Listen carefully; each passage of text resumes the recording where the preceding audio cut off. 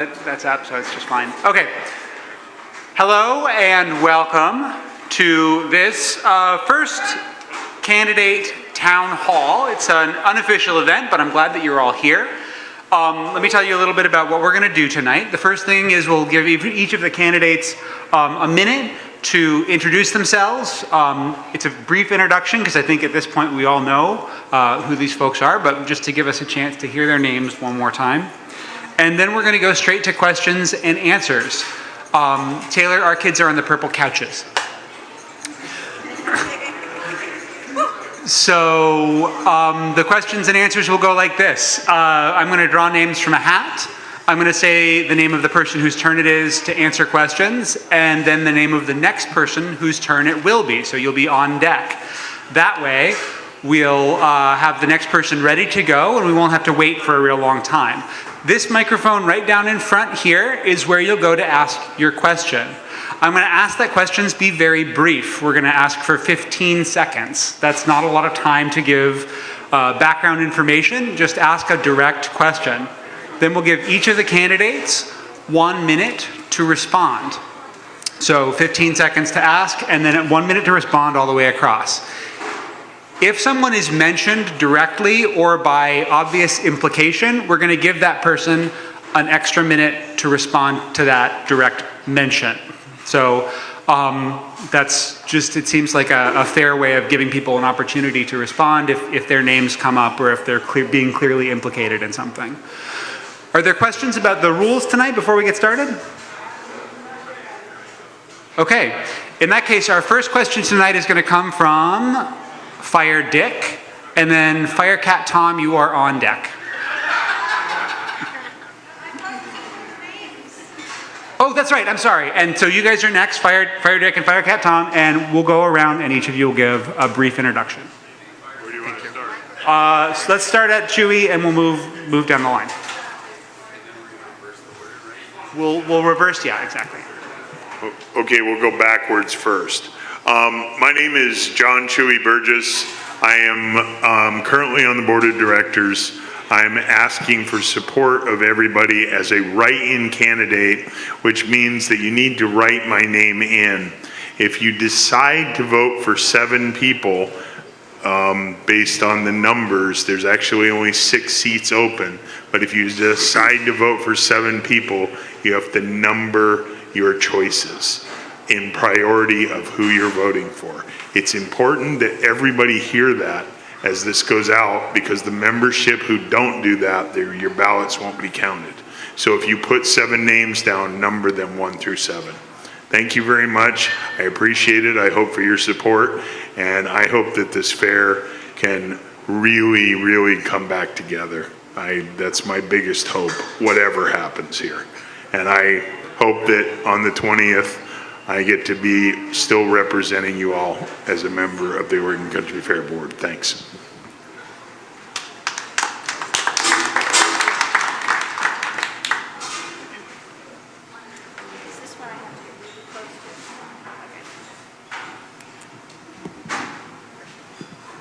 Hi, my name's Erin Kenton, and this is my first time running for the board of the Oregon Country Fair. My interest in the board is to represent the volunteers of the fair.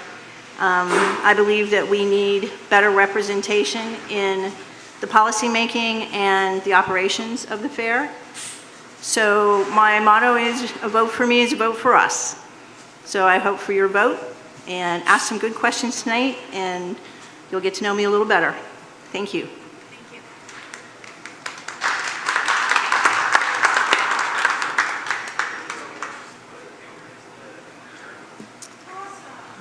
I barely have to lower it this time. Thank you, Erin. So I'm Spirit. I am co-coordinator of external security, also a member of Path Planning Committee, and I also work Fair Central. And last time I was up here, it occurred to me that I was pretty overwhelmed running for the board of directors because it's a big job. It seemed somewhat daunting, and was a little nervous. And over the past 2 weeks, have received some questions that have actually inspired me. And now all of a sudden I'm looking at this as an opportunity.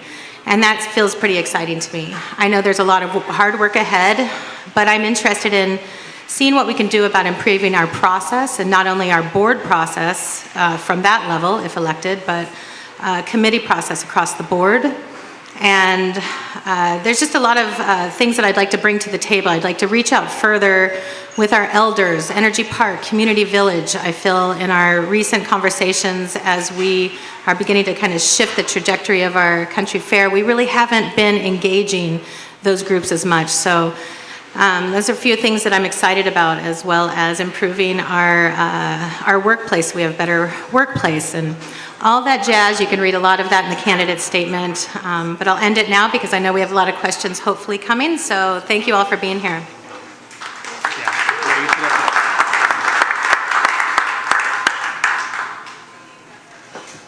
Hello. I'm really nervous. My name is Lisa Parker, and I am a nurse with Whitebird at the fair and also out in the unfair world. I'm running for the board of directors for the first time. My motivation is I want to be of service to the fair community through the board of directors. I am a critical thinker with a strong spirit of inquiry, and vote for me. Thanks.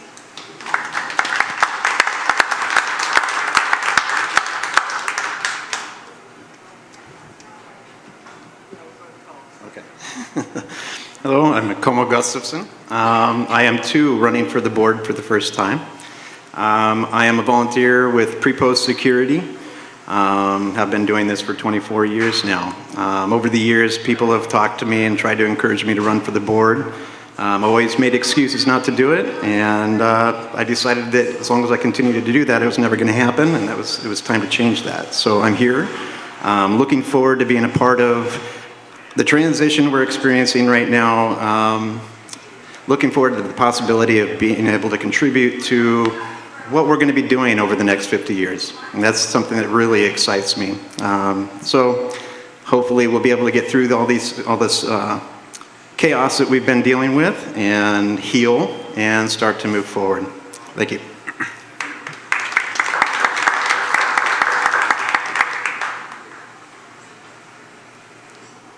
Hi, welcome. Yes, I've been a greeter for 10 years as a junkyard dog. I've been hospitality for 15 years at a main camp security. And I came prepared this time. It's going to take me 1 minute and 30 seconds. You have, so there's supposed to be 1 minute introductions. So as an elder, I'm going to take this moment and I'm going to tell you a story about 3 votes. And in the story, I'll be using real who names. In 1997, at the annual meeting at the Wow Hall, Marlene stood at the doorway and met and greeted each person and handed them a candidate statement, and that she would be running from the floor that night. Both Niels Peterson and myself were properly running. Niels was elected and I didn't make it. Of course, we're told that no one can win from the floor. 2 months later, Brother Niels left and a seat was empty. The elections committee was instructed to look for the next candidate with the most votes. Marlene got 3 votes more than I did. It's okay, she did a great job. And she filled the seat. So, can one win from the floor? The answer is, it's very possible. Does your vote count? Yes, it does.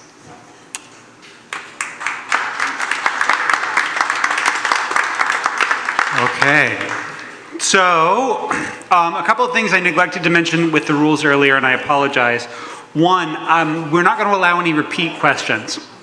So if your name gets called and the question you wanted to ask has already been asked, you can say pass, or you can ask a different question, but please don't ask the same question again. If you do ask the same question again, and I feel like it is the same question that's already been asked, what I'm going to do is move on to the next person, and we're not going to have the candidates answer that question. So, and that's at my discretion, and just to try and keep us moving forward. What we wanted to do was avoid having the questions be filtered in any way, so you get to ask whatever you want, but please don't repeat a question that's already been asked.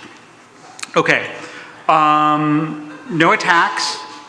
The names will be drawn at random, 1-minute responses. There's the opportunity to ask for an extension, and each person can only ask for an extension 3 times over the course of the evening.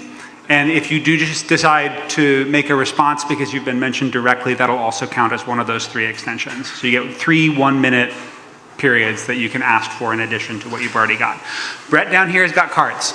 He's got a yellow card and a red card. He's going to give you, how much time are you going to give him for a yellow card? 30 seconds. 30 seconds. That means you're halfway done. Red card means you're done. Please stop talking.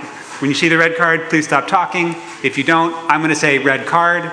If you don't stop talking at that point, I'm going to be very disappointed in you.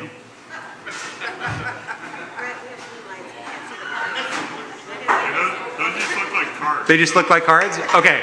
Well, We'll improve on that next year. next time we'll improve on that. In the meantime, if you see him frantically, he'll hold up the yellow card nicely and he'll frantically wave the red card. So if you see him frantically waving a card, stop talking.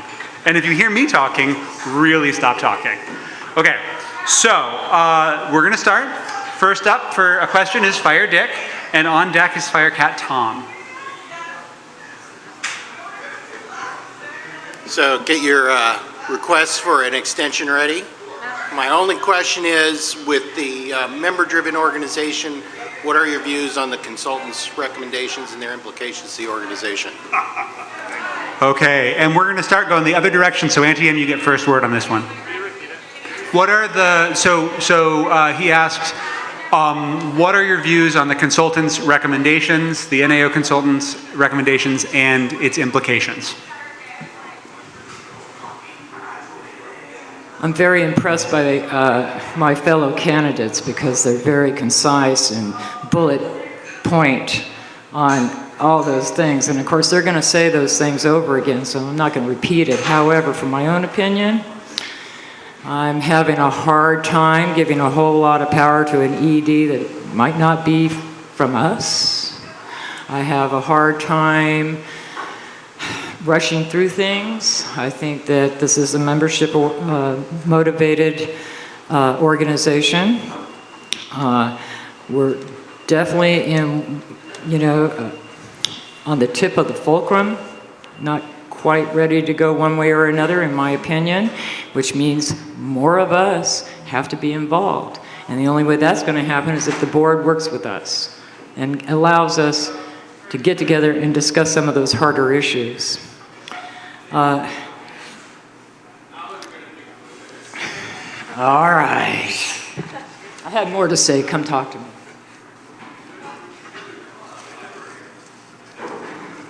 Okay, so in regards to the NAO report. What was that? Como Gustafson. I believe that there was some good that came from it. I think that some of the things that came out of the report were necessary. I too believe that the majority of what was in those reports should have had more time and more thought put towards before anything had been passed. I feel it's unfortunate because the membership really lost a lot of ability to give their input in how things happen at our fair. As far as needing an executive director, I think I agree with that. So having that will help solve a lot of the problems we've been facing. But I don't think that they should have as much power as we're giving them right now. Aside from that, I think it's really, really important that we have an HR involvement in our fair. That would have solved a lot of the problems we've been dealing with in the first place. And I have more thoughts on that too. Reach out to me at Go for Como on Facebook if you would like to know more. Red cards.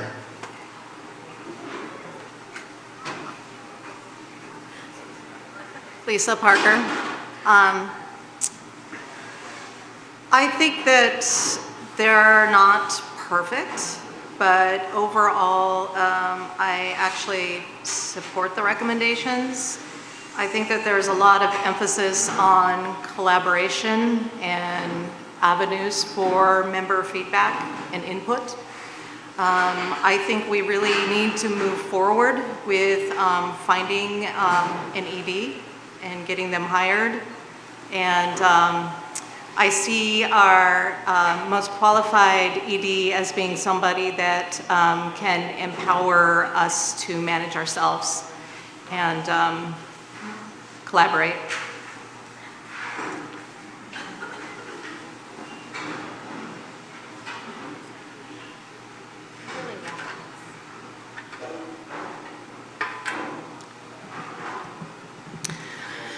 Oh, the NAO recommendations right off the bat, huh, Fire Dick?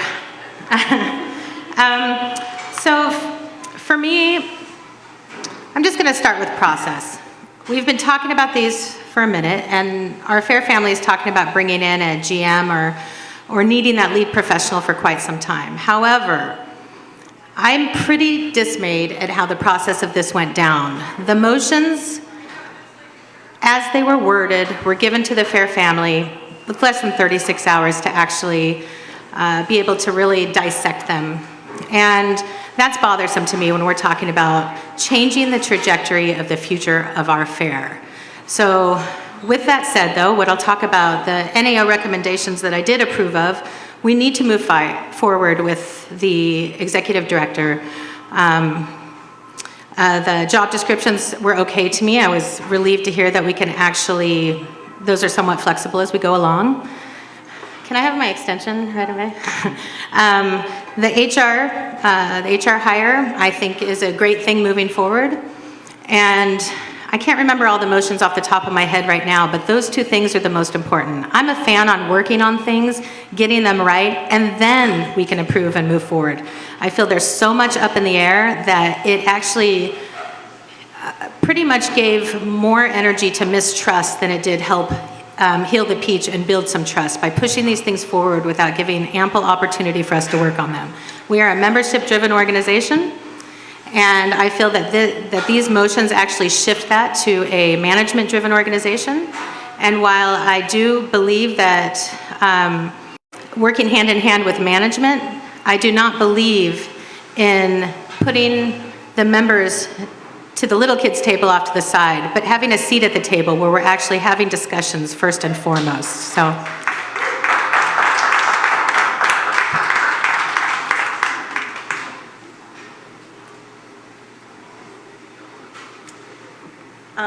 Erin Kenton again.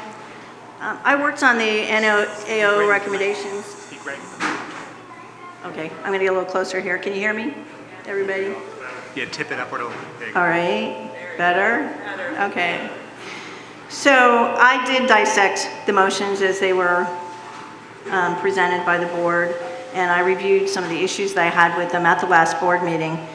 I agree with everyone else. We need an ED, we need an HR person.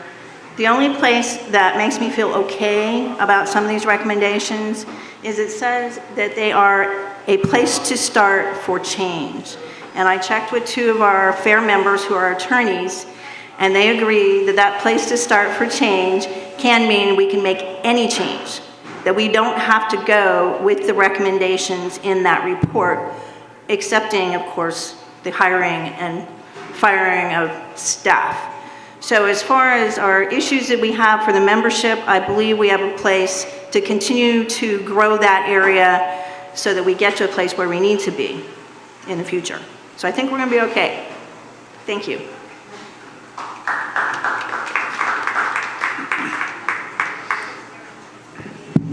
So as the only person who got to vote on those, I appreciated the work that was put into it.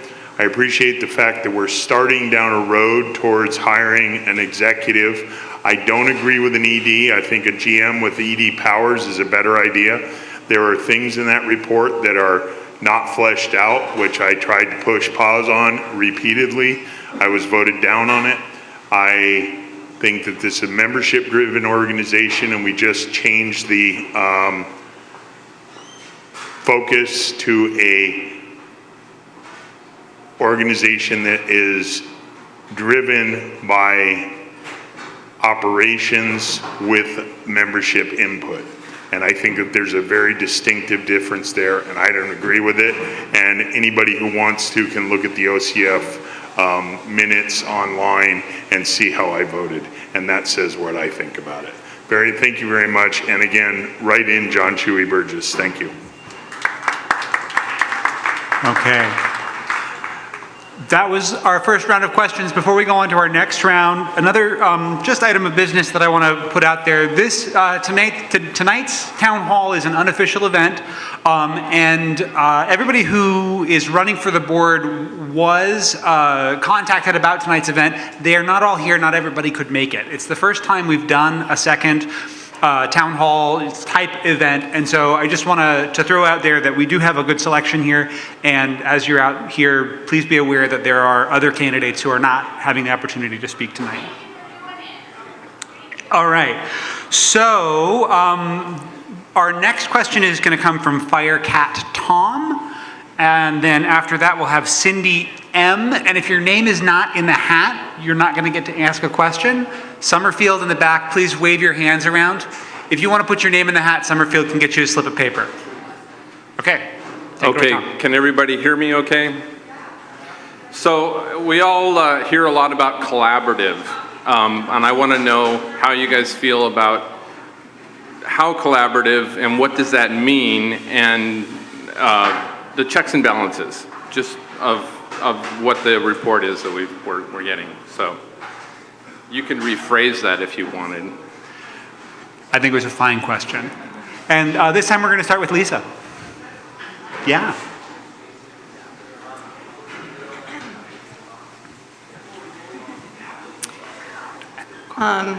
So I work for a consensus-based collective. And so for me, collaborative means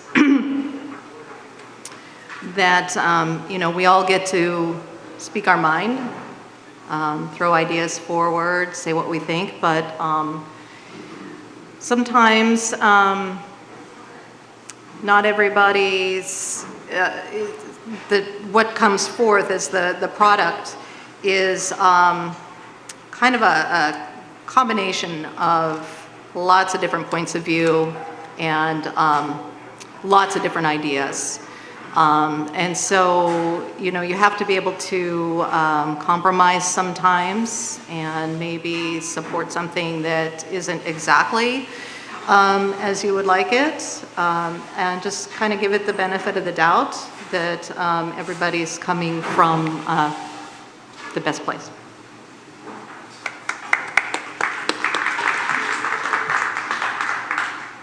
Okay, so collaborative effort and checks and balances. So obviously, collaborative effort means that you're using collaboration, meaning working together to accomplish things. And I think that in our event, when certain decisions are being made, everybody who those decisions affect should have the opportunity to be a part of that collaborative effect and put their 2 cents in, because ultimately they're the ones who are going to be affected by those decisions.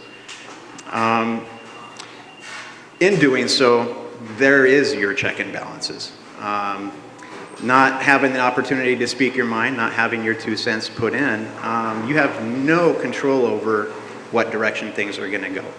And as a bottom-up organization, which I do believe we truly should continue to be, that's something that's necessary. It needs to happen. Thank you.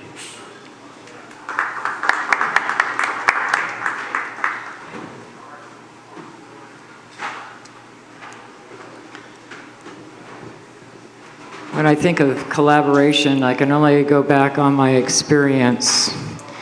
And that takes me to many places. How do we get elders? Well, it doesn't just take one. I couldn't do it all by myself. And so knowing who to go to is good. Like, I hear that compromise sometimes, yes. Consensus, yes. Democracy, yes. Keep rolling, keep rolling, keep rolling. Oh, things take a long time at the fair. Not. Look at elders. We've grown in a lot of years since 2000. It's getting along with each other first. It's being able to listen. It's being able to throw ideas out and listen to all sides, not getting angry.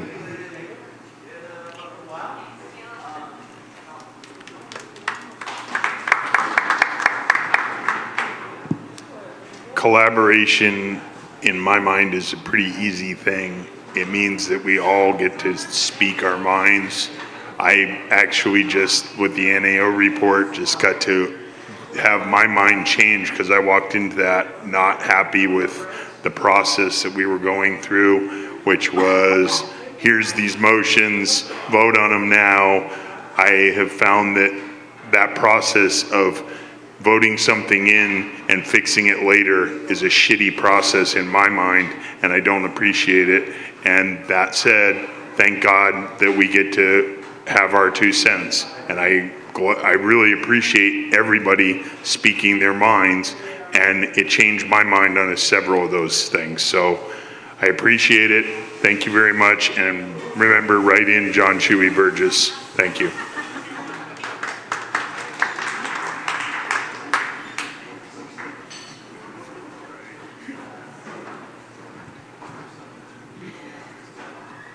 We have a very large population at the fair now, so it's hard to be collaborative with everyone. So I would like to set up a better communication system that allows people to actually collaborate when decisions are made. There's a lot of ways we can do this. We can use high-tech options. We can use low-tech options that we have used, like the Fair Family News, writing in. We can use online surveys. We might even be able to set up a space in the new winery where we have paper on the wall and it's open every weekend. You could come in and write down your ideas. The idea is, I think the best way it would work is if it's topic driven, so that if there's a topic under discussion, whether it be by paid management, volunteer management, vendors, anything that affects everybody at the fair, that everybody can come and put in their 2 cents. And then we can look at it and see how people are feeling and make the decisions with a little bit more information. So I'm hoping that will help with the collaborative process. Whether I'm elected or not, I would like to work on that more. Thank you.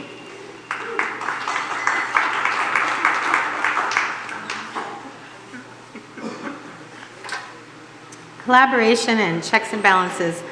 I think that as an organization and as we've grown, we have displayed the ability to work collaboratively with one another, and I appreciate that. However, collaboration isn't just the appearance of getting together and working with one another. It's the ability to actually listen to one another, hear what one another is saying, and not just moving towards working with those who agree with you.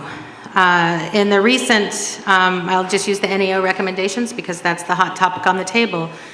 I found that oftentimes if you had any questions about that, you were viewed as being the dissenting voice or in opposition, and really, I'd like to meet people where they are. So if you're having issues, let's reach out to those people having issues and help us rise up so that we can agree. The board meeting was helpful to me because I, like Chewy, was able to actually come to a place where some of those motions felt good to me, or okay at least.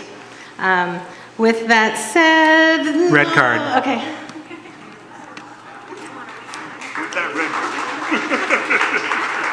Thank you.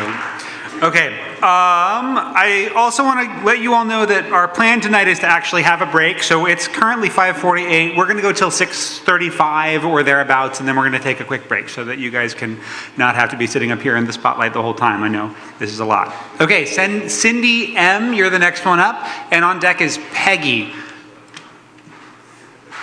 And we'll do the questioning this time. Let's see, we'll start from Chewy this time, and then we'll go from Spirit after that. Hello? Hey, Peggy. Hi. Or Cindy, sorry. Yeah, it's okay. Okay.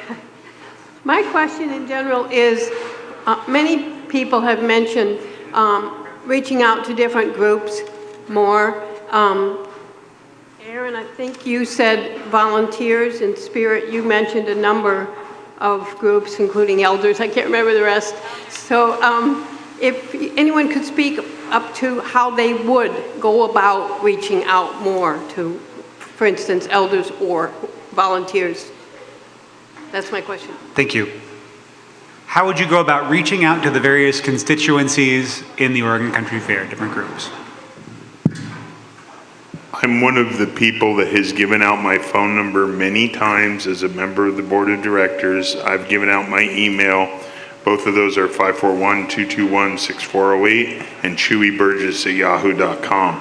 As you write in John Chewy Burgess as your board candidate, remember that that's how I think we should reach out, is you should reach out to us, because we couldn't possibly reach out to the 14,000+ members of the Oregon Country Fair.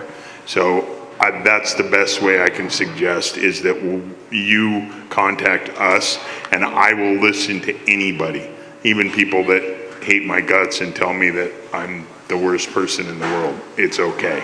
I can take it. Thank you very much.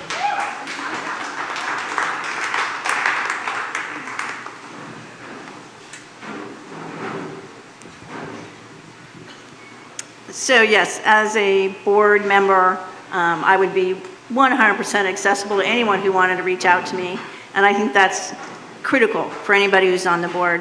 However, if you don't know what the topics of discussion are, you don't know what to reach out about. So I would like to make sure you know what the topics are, so you have the opportunities to reach out. And if the way you want to reach out is to call me or send me an email, or if it turns out that you're willing to do something on another digital platform, we could set up a Facebook page that's just for a specific topic, or we could have an email chain that's just about a certain topic. This is more about the communications network I was talking about earlier. And of course, that would be for everyone. When I say volunteers, I'm sort of more representative of volunteers, but I also represent vendors. A lot of people don't consider vendors to be volunteers, but they are a huge part of our fair, and they would have access to all the same information network. Thank you.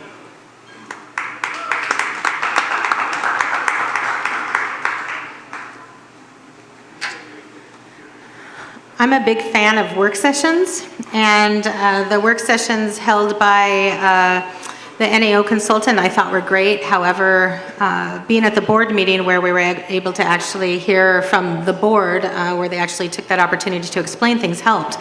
I think elders retreats, having more access, easier access online in this day and age. I want to know when those meetings are. I want to know when community village meetings are, energy park meetings are.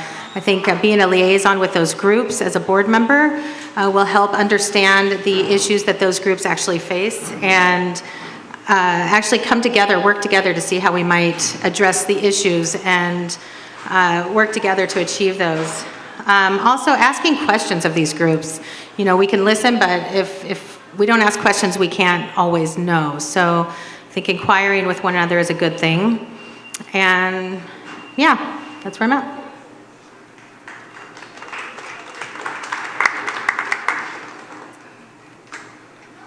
So specifically with groups like elders, I'd like to maybe attend some of your meetings.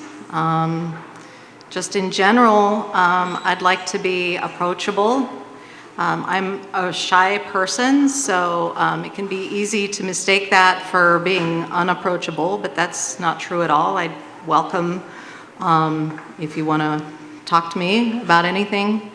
I'd also like to see us have a lot more opportunities to get together face to face, sort of like this. We're all in one room together, and we can talk to each other in real time.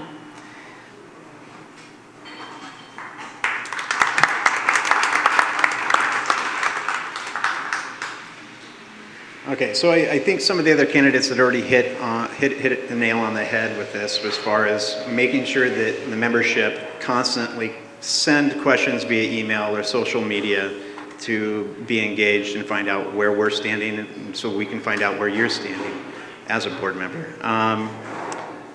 Beyond that, I think that it would be great if we could do something like, say, 2 weeks after every board meeting, we hold an open forum where we do get together and can be social and discuss the issues at hand relating to the very specific issues we're dealing with that particular month at our board meeting.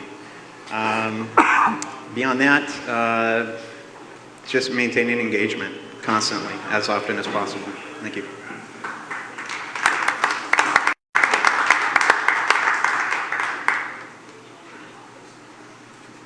Let's get together, come on, let's get together, come on. Okay, I knew they were going to take my words, because I'm writing them down. So, reaching out. Well, I don't ask what the fair can do for me, I ask what can I do for the fair. Well, to get out there, we have the craft committees. We have the crafters. I get to go out there, I get to hear from some of them. They got issues too. I don't see a whole bunch here, but they got them. Workshops, town halls. The board can make these things happen to bring us together to discuss these things. I too have a phone number, 541-653-1079. Had it since '05. Yes, I'm very approachable, unless I'm on a date. Please not, because it doesn't happen very often, but please, come talk to me. Call me. I'll call you back. Take like 30 seconds to introduce yourself, and then you can answer the question, okay? Yeah, please. So we have a new board candidate who has arrived a little late, and so I'm going to give Shelley her introduction time right at the top, and then she'll speak to this question, and we'll just add her to the mix.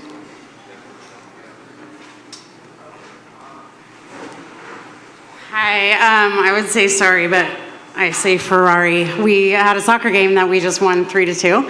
It was very exciting. Go Blue Dragons. My name is Shelley Devine. I'm running for the board. Most of you know who I am and most of what my story is. I wasn't aware that I had intro time.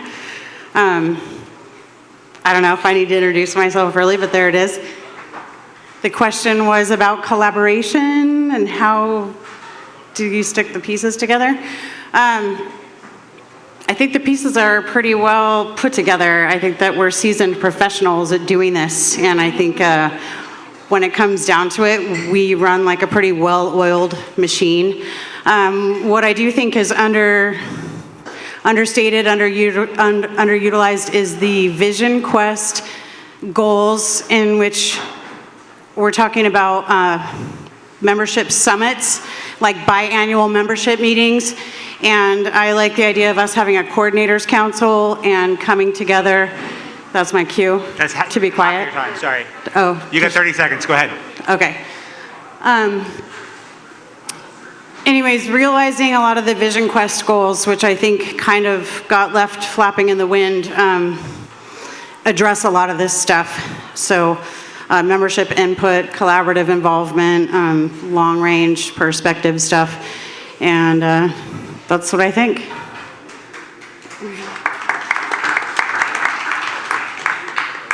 All right.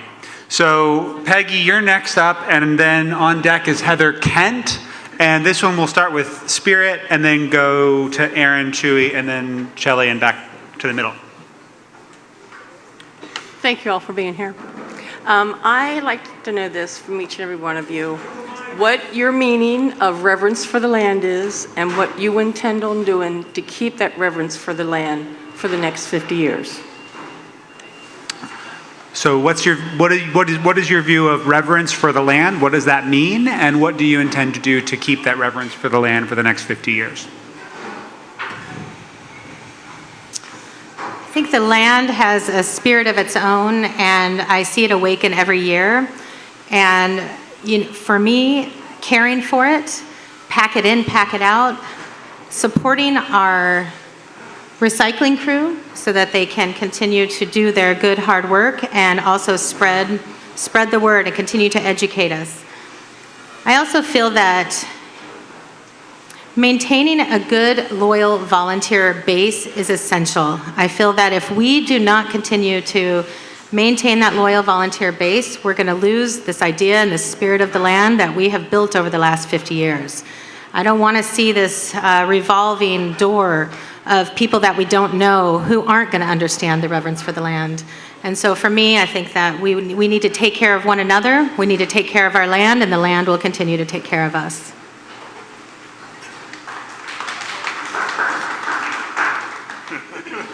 It's a question for you. I'm an Oregon native, so in Oregon, the way I was raised is we take care of all of our land. We don't litter, we don't trash it, we don't cut things down that don't need to be cut, we don't kill the animals unless we have to eat them. So to me, the Oregon Country Fair is like a microcosm of the way I was raised. I'm very impressed with how people have dealt with the fairgrounds. I think sometimes we do more than we should. I think with all the changes we've had in recent years, a little bit more vegetation was cut than necessarily had to be cut. I would like to see people sort of go back to using the carpet to cover the vegetation, and then the vegetation bounces back up whenever possible. I know it's not always possible. So the land is critical. It's this beautiful floodplain, and when it floods, it kind of fixes the land for us, but it won't necessarily flood every year. So we need to take care of it so that it will continue to have all these beautiful wildflowers, amazing forests. Our wetland Red card. forests are special. Oh, sorry. All right, thank you.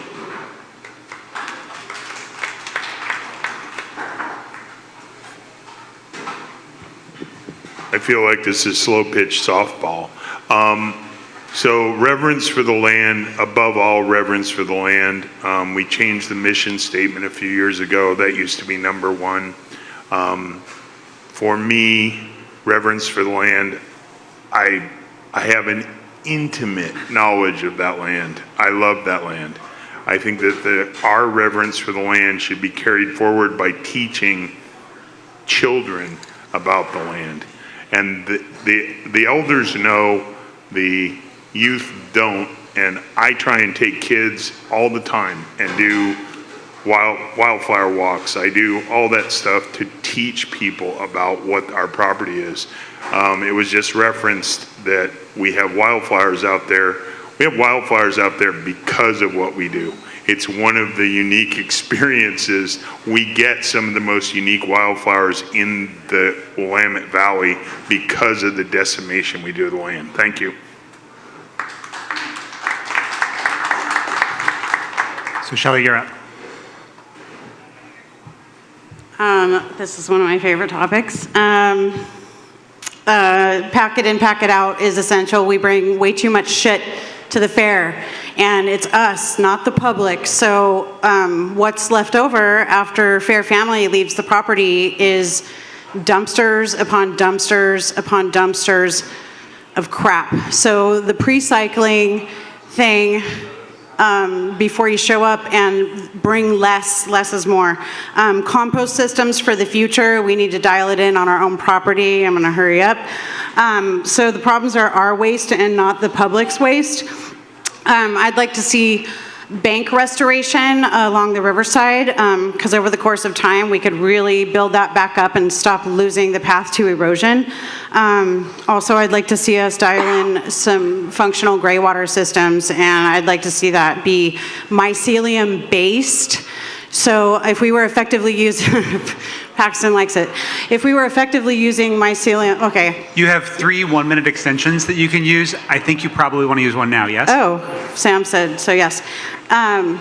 Mycelium-based systems for our land growth. So it's organic microorganisms that eat stuff you don't want, and then it also fuels the stuff that we do want. So the tree root systems, the shrubbery, all the native plants, the wildflowers, all that.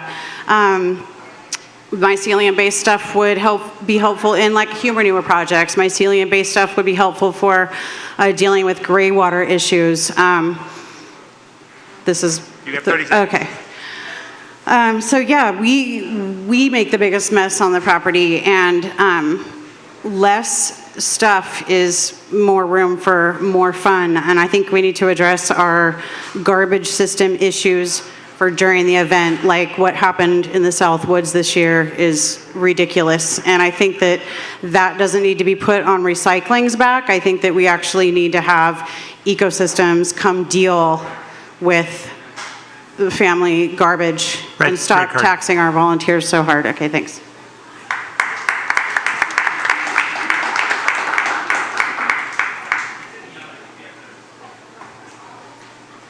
Hi, here's your greeter sheet.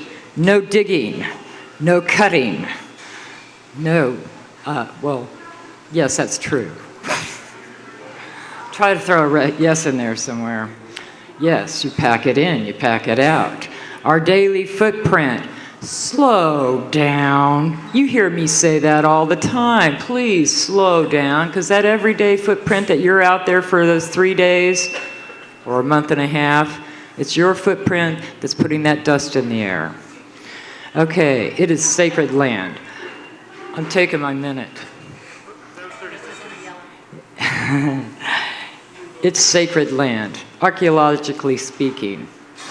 It's an old land, and it's been gathered upon for many, many years. We don't own the land. We might own the land because we paid for it, but we are stewards of that land.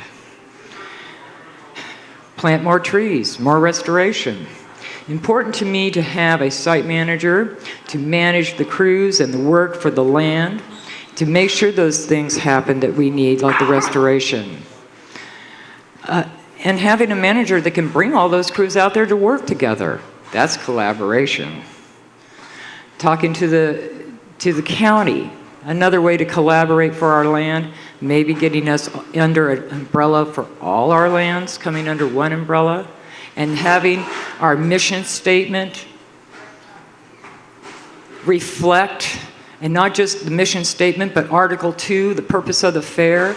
Now you want to talk about something that needs to be changed. This is important. We need to love and care and protect our land because we are stewards there.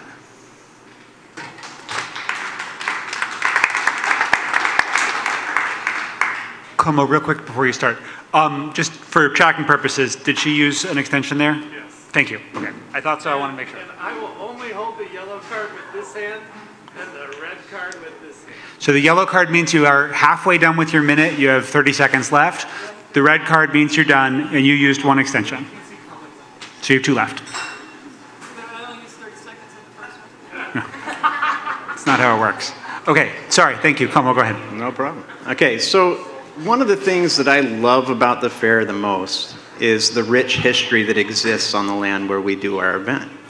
I love the fact that we're a part of continuing that rich tradition and rich history.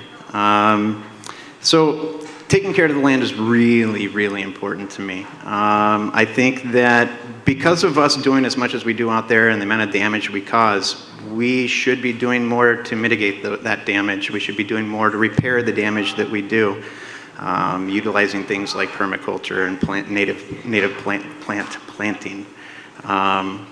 Packing it in and packing it out is so very, very important. And I know in my neck of the woods at Fair, we've been getting better and better at it because we all see the importance of that. But other areas in Fair, it's getting worse. I don't think people really truly understand how very important it is. If you bring it on, take it out. Recycle crews there to do their job, but it would be so much easier on them if they didn't have to take care of what we're leaving behind. Thank you.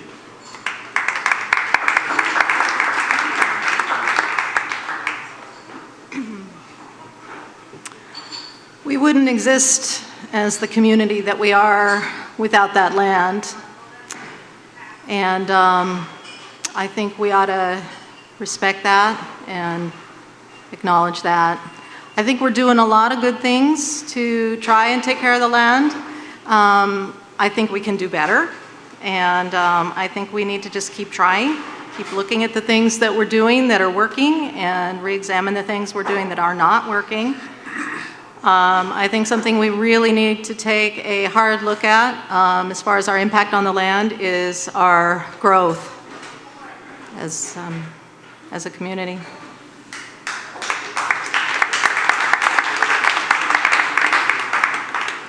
Okay. That gets us through that one. Remind me, we did Chewy that way, and then we did Spirit this way. So the next one's going to be starting with Shelley and coming back this way. Okay. Heather, you're next, and on deck is Joe Magner. So that was the perfect segue, speaking of the land. My question is 2 short questions. The first part is, have you read the special use permit application and the recent decision by the hearings official? And the second part is, would you as a board member find it acceptable to have similar submittals, for instance, for the winery, made on your behalf by staff without reviewing them first? Okay. Shelley, you're first up.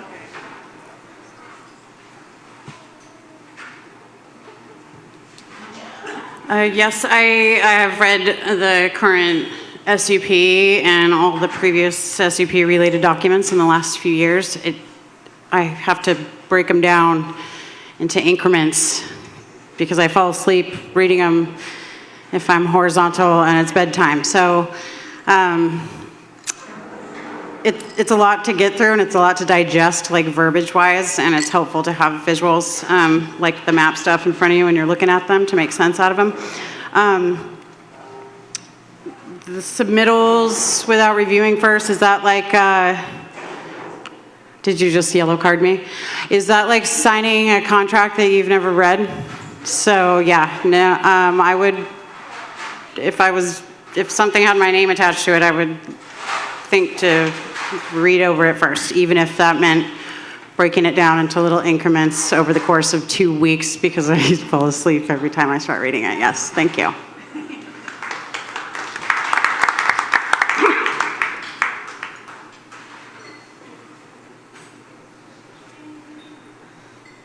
Okay, this is what accountability looks like.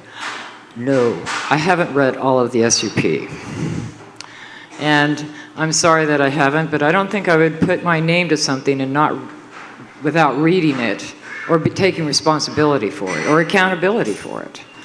So I don't think that would happen. So my bad, I'll get on that. I'm gonna read a little bit more about what all that SUP is about, because there was a lot more than just one thing or that thing, and a lot of what Shelley said about increments. Thank you.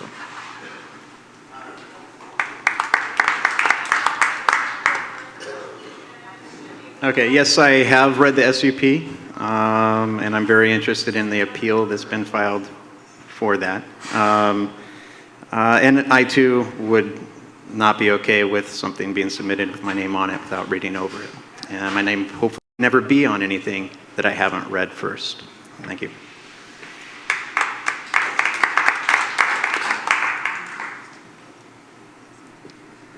Yes, I've read the SUP application, and of course, I would want to have an opportunity to review it.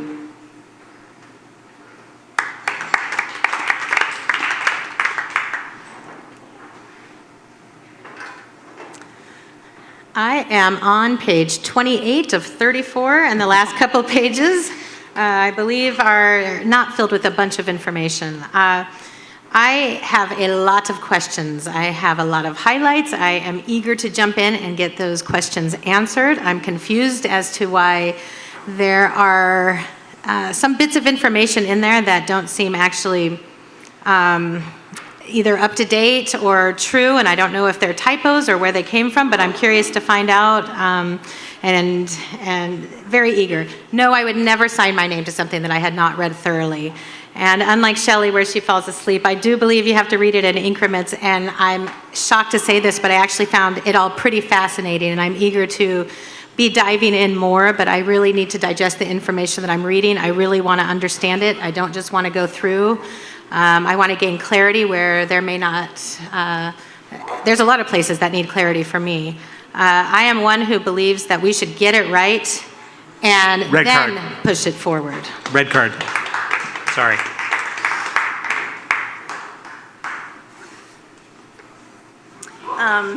Heather, I have read the SUP. I have not had an opportunity to sit down and dissect it like I did the NAO because I was busy on the NAO. So that's my next project. There are some things in there that I find to be very interesting because I don't really know, as Spirit was mentioning, I don't really know all the circumstances around how the original application was put in and why some of the questions are coming up now. So until I have dissected it and I've learned a lot more, I don't really want to address what's in the SUP. I would not ever vote for or sign something that I do not understand all the details, ever. Especially when I'm representing an organization that has 24,000 wristbands. That would be bad. That's what's in the SUP. I'm just, it's what's in the SUP, all right? Okay. Okay, so. Okay, in the It's- SUP, it mentioned 24,000 wristbands, which I thought was amazing because it was a number I'd never heard before, but it is in that Red SUP card. appeal, and so I would not vote for it.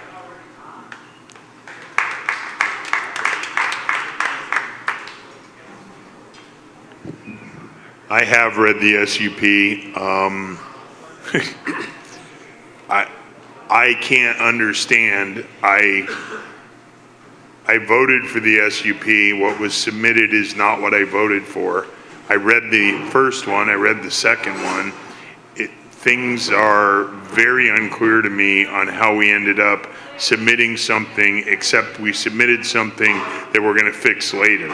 Again, a really bad process. The SUP has nowhere to go but into a better space, and I'm a little unclear why people keep bringing up the same objections to things that are trying to be fixed. So I don't know, I don't understand it. I've read it again, don't understand it. It's not what I voted for, and I'm just gonna say this. I want my minute extension. The country fair is in a floodplain of a coastal meandering stream. We are not going to be able to ever stop bank erosion on the Longtom River. Just get over it. It's not going to happen. It's the facts of it. I happen to be a stream hydrologist. That's my degree. I have worked at the country fair in vegetation management for a long time, and I understand all of the things. And you know what? It ain't what it should be, it ain't what it's gonna be, and it ain't what we like, but it's what we got. And God bless us, and God bless the country fair. And Goddess bless the country fair, because God has very little to do with it. Thank you. Thank you. So I'm inclined to give a minute to our operations manager to clarify points about the SUP. Is there objection to that? Without objection, please. So I just wanted to say that the original application for the SUP took over a year. I was just a board member attendee at the time. I remember it getting voted on several times by the board. And also, I apologize, Aaron, the things like saying inaccurate information about our overnight attendees has literally been used in the appeals against the fair. And so that's why I felt it really important to say we have nowhere near 24,000 people spending the night at night. And I realize that there's all these rumors going around and people are like, oh, our population triples every decade. That's not true. And so, but things like that have been used against us when they're said in official capacities, and that's why I felt the need to clarify. Thank you. Okay, next on is Joe Magner, and then on deck is Christine Allen. Right height? Yeah, okay. One of the things I love most about the fair is pre-fair. And I love it because I like the way it all comes together, that people begin and do their jobs and everything else. After doing that a number of years, I noticed that it only works because there's an infrastructure there. And there's the beginning seeds of what needs to happen for pre-fair to happen and come off right to have the fair. And then there's the craft. Joe, I need you to get to the question.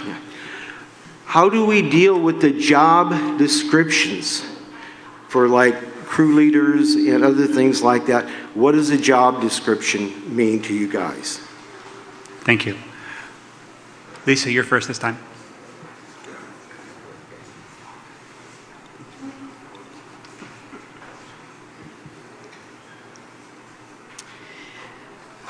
Well, I think a job description is going to be different depending on what function you're talking about. I think there can be kind of more of an overall broad job description that sort of fits in everyone, but it's kind of, I see it kind of like sort of puzzle pieces that fit together with a little bit of overlap as well. And so I think you'd really have to, again, it would have to really be more of a broad, if you wanted it to include as many different jobs as possible, it would really have to be a pretty broad job description. Don't know what else to say.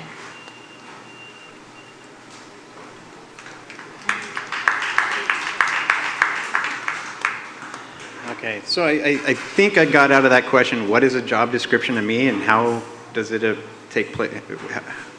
I don't know if I got it exactly. One of those questions where you took up some time talking. Okay, so I mean, every single position that's held by anybody out at fair is going to have a different job description than the person doing something on another crew. And I think that for the most part, our job description, people are doing their jobs pretty good. We obviously have some issues up in the management area as far as understanding what job descriptions, what their job descriptions are, and I think that that's trying to kind of getting worked out right now. And that goes back into that whole collaborative effort that we talked about earlier. I think that we should have a collaborative effort when it comes to putting those job descriptions together. For the most part, like I said, though, you know, everybody has their own job description specifically related to what they're doing out there, and I think that everybody, for the most part, is doing a kick-ass job. Thank you.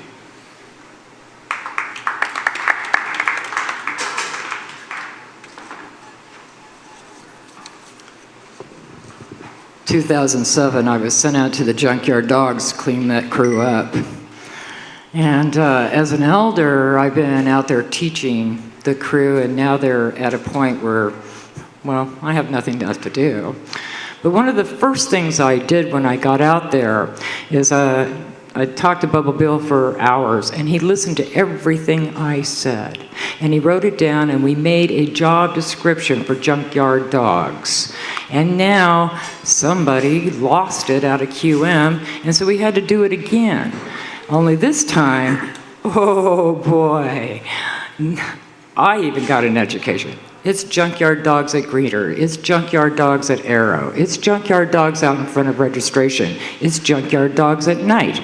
Each point in what we're doing pre-fair or just for ourselves, and that way we can hand it off. This is part of it. It's like if a board member, oh, we'll pick it up later.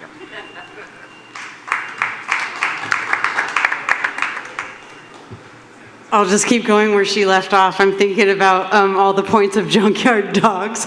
And then when you said doing junkyard dogs for ourselves, so I was thinking about junkyard dogs in downtown Eugene and what the, sorry, not sorry. Job descriptions, we're real bent up lately about job descriptions, and I'd like to see your job description so I know what you're doing or what you're not doing or who to blame for whatever. And job descriptions. Thank you for the question, Joe. I'm going to have a little fun with it. There are some crews who have written down in their biblical notebook manuals what they do so that in the case of, flood, fire, emergency, or death, they can pass off the information to someone else. And then there are crews that all that stuff gets handed down through an extensive oral tradition. And in some cases, we don't know what the hell people are doing, but as long as they keep doing it, then that works out really well.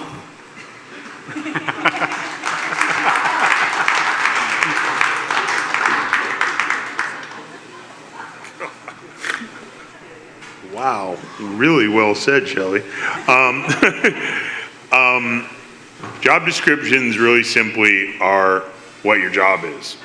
And sometimes the best people to write job descriptions, as we just came through the NAO report, are the people doing it, because we have no idea what they're doing. We can write their job description if we tried, particularly the bums. I'm looking at Brad Lurch right now, and I'm going, you know what? They get to write their job description because they're the only ones that know what they do. And that doesn't mean that they aren't doing their jobs. It just means they're the people that know what they're doing. And then there's other people that have written job descriptions and they're not doing them. And then there's other people that have written job descriptions who interpret other people's job descriptions and blah, blah, blah. And you know what? A job description is what you do. It's really simple, and we can write one down and it might work. Thank you.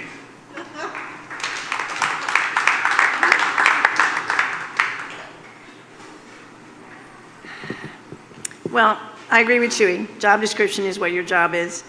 I think it is important to have them in some cases for continuity. If someone leaves unexpectedly, it's nice to know, at least within their realm of influence, what they were doing so someone else can pick it up. I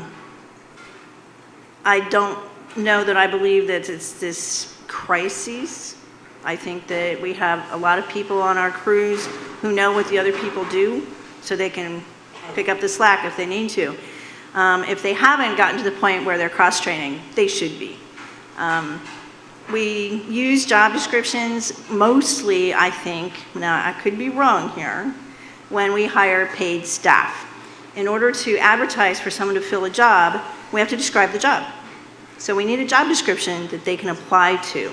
So I believe that's where they're most commonly used in this organization, although we are trying to get an idea what everybody does, just in case.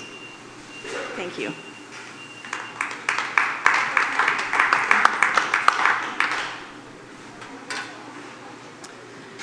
Job descriptions. So I consider this more along the realm of an operational thing. So I'll speak just a little bit about that, and then I will put a potential board of director hat on.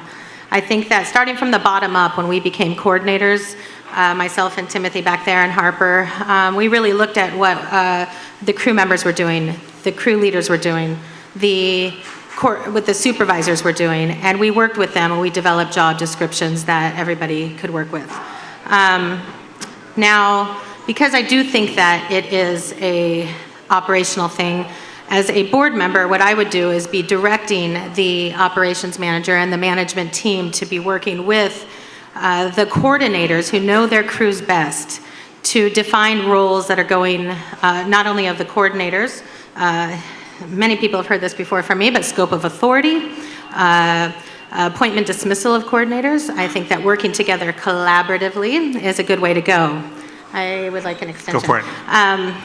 The other piece that I feel is missing is, as we've worked on the executive director job description, while I think that there needs some work there, what I don't see yet is an updated operations manager job description, and I think that's somewhat of a slippery slope as we come in to a time when we are going to be bringing in an executive director. I think that having an updated one, and also working with human resource personnel to be able to fine-tune that and also work with the executive director, but I think that we should be getting on that sooner than later. I would like to see an updated one for all of our assistant manager, our site manager, as we are shifting gears in how our organization operates. We need to update all of this, and I think it's pretty crucial, but I think that management team needs to be trusting the coordinators to be giving them the information they need in how they operate their crews. Okay. So we had planned to have a break at 6:35. It's 6:28 now. We're not going to get through another round of questions before that. So what I'd like to propose is that we take a 10-minute break, come back at 6:38, and we'll go on. And first up after the break will be Christine Allen. And if you want to ask a question, your name's not already in the hat, please talk to me during the break. Thank you much. The room, an update about what's going on. There was some discussion during the break about the decision that I made to invite Crystal in to give a little factual clarification. To the extent that anybody was upset about that decision, I apologize. It felt like the appropriate thing to do in the moment. I have spoken with the board candidates and given them the option of taking a minute to respond to Crystalline's response, since this is a board town hall, not an operations town hall, which is absolutely true. The candidates sort of unanimously decided that they don't need that minute to respond and that we should just move on with the town hall. So that's what we're going to do. So, a reminder of the rules. Questions should be no more than about 15 seconds. Real quick, don't talk, ask. The candidates will each have 1 minute to respond, with the option of taking a 1 minute extension. So far, Aaron, you have 3 left. Spirit, you have 1. Auntie M, you have 1. Lisa, you have 3. Como, you have 3. Chewy has 2. And Shelley has 2 1 minute extensions. Yes? You have, I'm sorry. You've used 1. You have 2. Yes. I was reading my writing wrong. You're correct. No, you're good. Okay. So that's where we're at with the extensions. And let's just get back into it. Christine. Are we set, Pax? Okay. Right into the microphone. Hi, I'm Christine. Considering the changes that have occurred in fare structure and the difficult challenges that we have faced together in the last few years,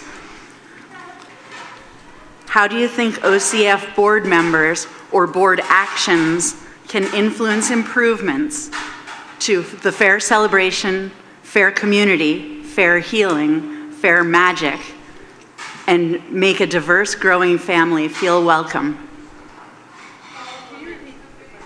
Can I repeat? Please. Considering the changes that have occurred in fair structure and the difficult challenges that we have faced together in the last few years, how do you think OCF board members or board actions can influence improvements to the fair celebration, the fair community, fair healing, and fair magic to make a diverse, growing family feel welcome? Okay. And order-wise, we're going to start with Chewy and go this way.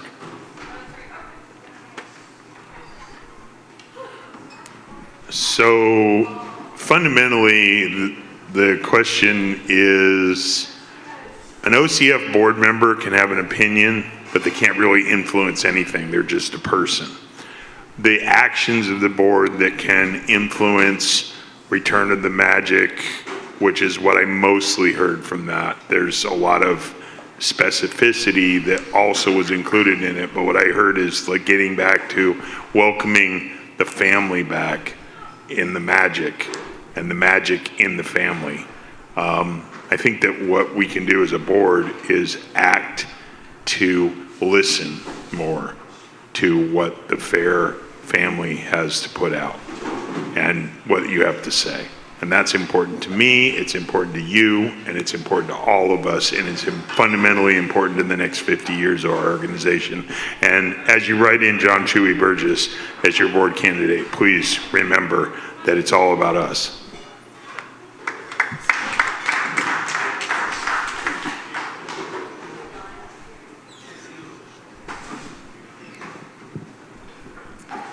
Seems like I have to adjust this whether I'm after either person on either side of me. So the board,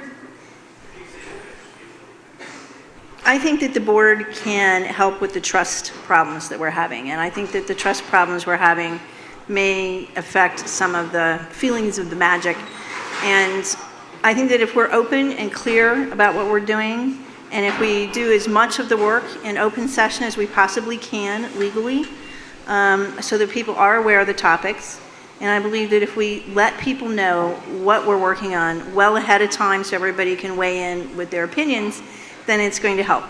And I think that we'll all have more fun in the future. Thank you.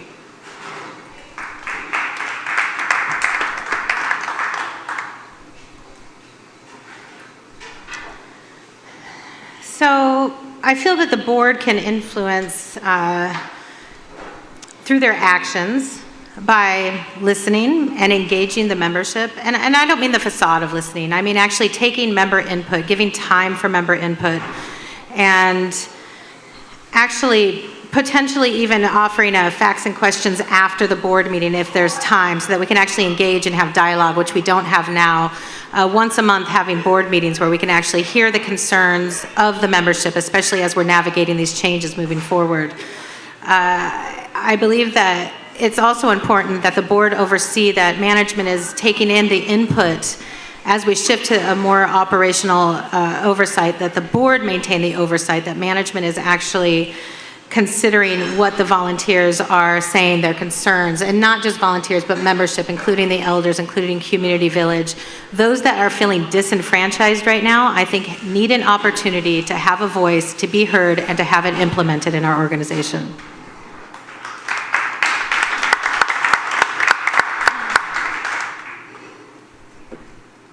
I think that as a board member, I lead by example, and I should conduct myself the way that I'd like others to conduct themselves.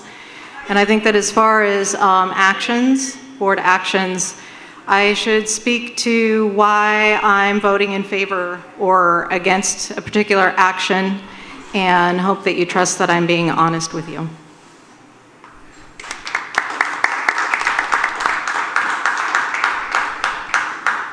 When it comes to the magic of the Oregon Country Fair, there's a lot of factors that contribute to making that magic.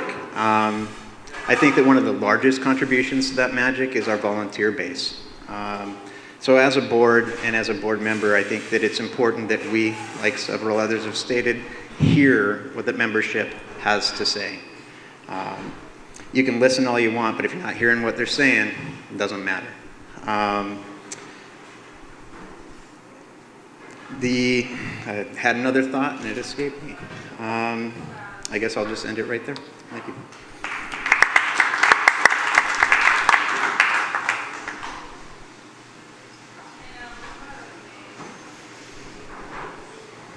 Somehow the song's just not coming to me this time. Dang.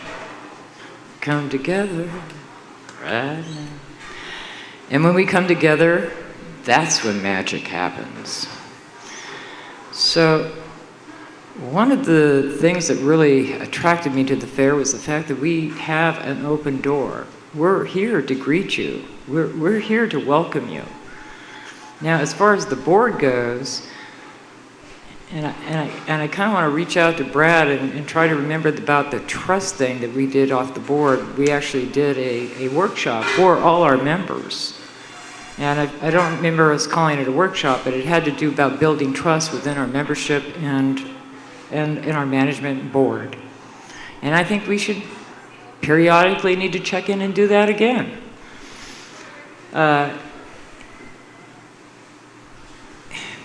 Healing. Let's heal the peach. How are we going to do that? Well, I'm thinking, really? Are you going to take an extension? I guess so. Okay. So one of the things that bothered Charlie Zanacci when I worked with him on the board before was the membership could not respond to what the board was working on. So how does the membership know what the issues are if they don't get like a membership packet? We get a agenda, topic, but we don't really know how to respond intelligently to our board when issues come up. So we need some kind of buffer system so that we have that clarity, so that we have that transparency. We're going to have a meeting about hiring a general manager. How do we reach out to the board, the membership, and say, membership, here's our survey, here's our meeting, and the board has to reach out. However, you have to reach back.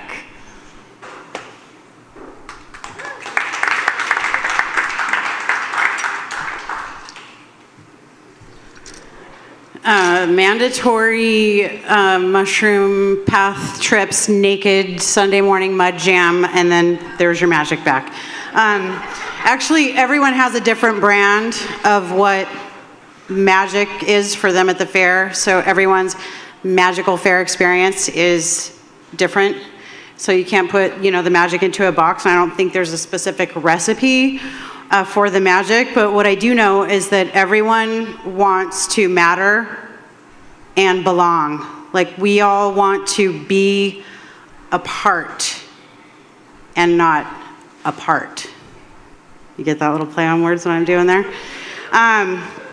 So I like what everyone said about listening and actively considering member input. No foregone conclusions, So when we're given our input in a board meeting as members and it's already a done deal before the board walked into the room, is a bunch of shit in my mind. I don't like it at all. So that would help bring back the magic. Right.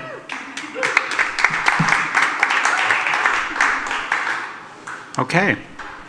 And we're on to our next question. Spirit, you're going to be the first to answer this question, and Perrin. And on deck is Aaron from Quartermaster Wildlife. Hi, I'm Perrin. How did the ketchup party and parties like it impact our event, and what did you think of it? How did the what party? The ketchup party and parties like it, how do they impact our event, and what did you think of it? Okay, how did the ketchup party and parties like it impact our event? The ketchup party, yeah. First of all, I stayed away because I hate the smell of ketchup. I understood the concept was to catch up. At least that's the word that was going around anyway. So for me, the way that impacts us is actually bringing some fun back.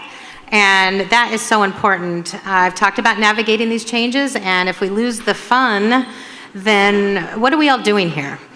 We need to be having fun, experiencing magic, educating, and I'd prefer to do it with something that smells a little better than ketchup. We could go back to, I don't know, pudding, Jell-O. I'm sure Shelley has some great ideas. So yeah, fun and magic, and the points that we can make through that.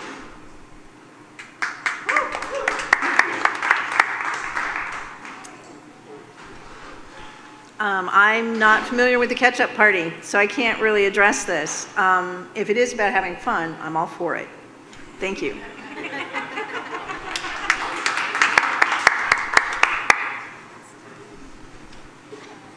God. Okay, I'm going to raise this up really high so somebody has to do some major adjustment. I have no idea what the ketchup party is. That's really interesting. Catching up is a good idea. Apparently, it's a better idea. And fun is always a good thing. And I think that this kind of goes back to Christine's question about how do we bring the magic back by bringing the fun back. And that's really what we need to worry about at this point, is rebuilding the trust, rebuilding the fun, and all of us giving each other a big damn hug. Thank you very much.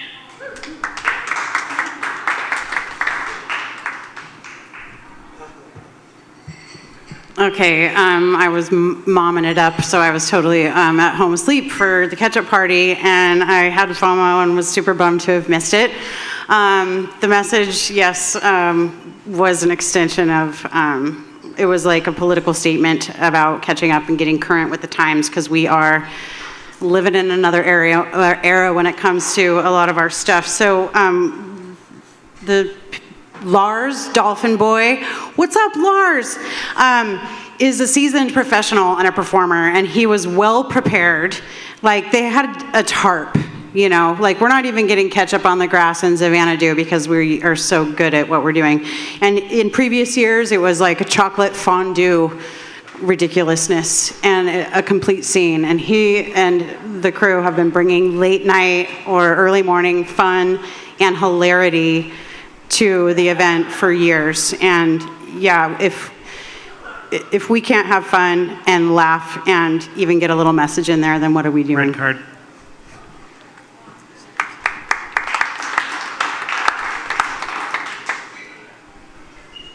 Oh, this is too funny because they're my campmates. They were planning this, and the morning after, and the tarp came to camp. They had fun.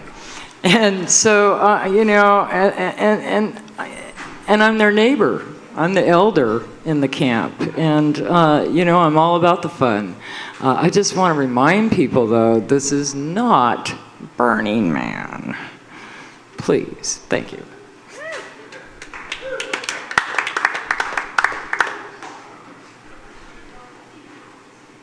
I too did not know that the catch-up party was going to be happening. I think I vaguely remember seeing a couple of pictures surface here and there, and thought to myself how fun it would have been to be present. If it was about catching up, I think that's important. Morale is very, very important. Having fun and keeping the magic alive is the most important. Thank you.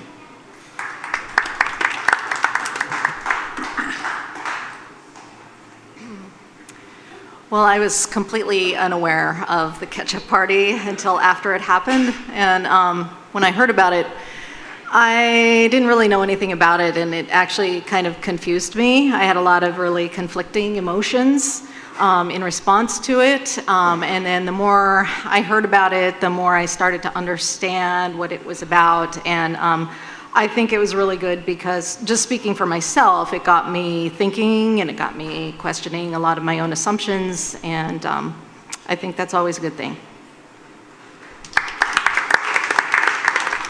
Okay. And so the next question is going to come from Aaron, QM Wildlife. On deck is Michelle Sharpie. Aaron is ordering a drink, but he's going to get up here. It's going to be okay. And this one we're going to begin with Shelley, and we're going to go toward Auntie M on that. Hi, so what I'd like to ask of you all is whether you think purchasing the winery property was a wise decision, and irrespective of how you feel about that, if you have a vision for how we will use that property going forward, given land use restrictions and zoning.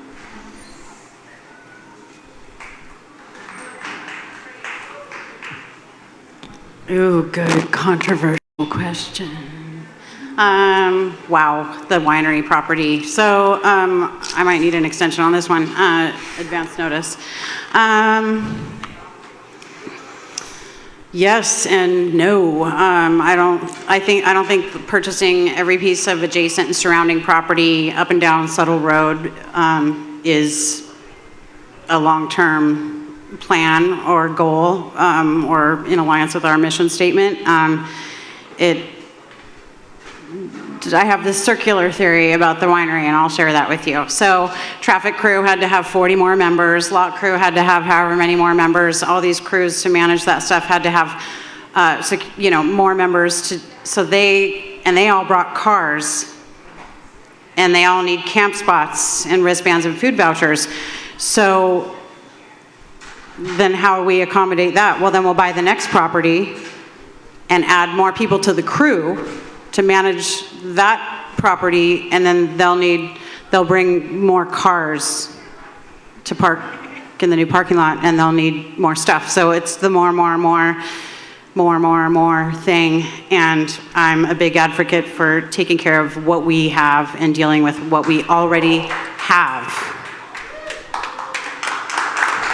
You still have about 40 seconds. Do you want to? Because you took your extension. I forgot I took an extension. I'm going to do a little dance now. As far as being able to have events there, I know that the neighbors, Patty was really successful with having weddings and doing other such things. We have a big building there. We have a little more storage there, which are also issues. And even though it's not convenient to store things there and then pull them back out and yard them across the property, it's still covered storage, which is an issue. But it is a whole nother animal to take care of another piece of property and another 52 point whatever acres it is. We have so much on our plate that adding things like making Oregon Country Fair wine and having all these other events is a huge another ball of wax. Okay.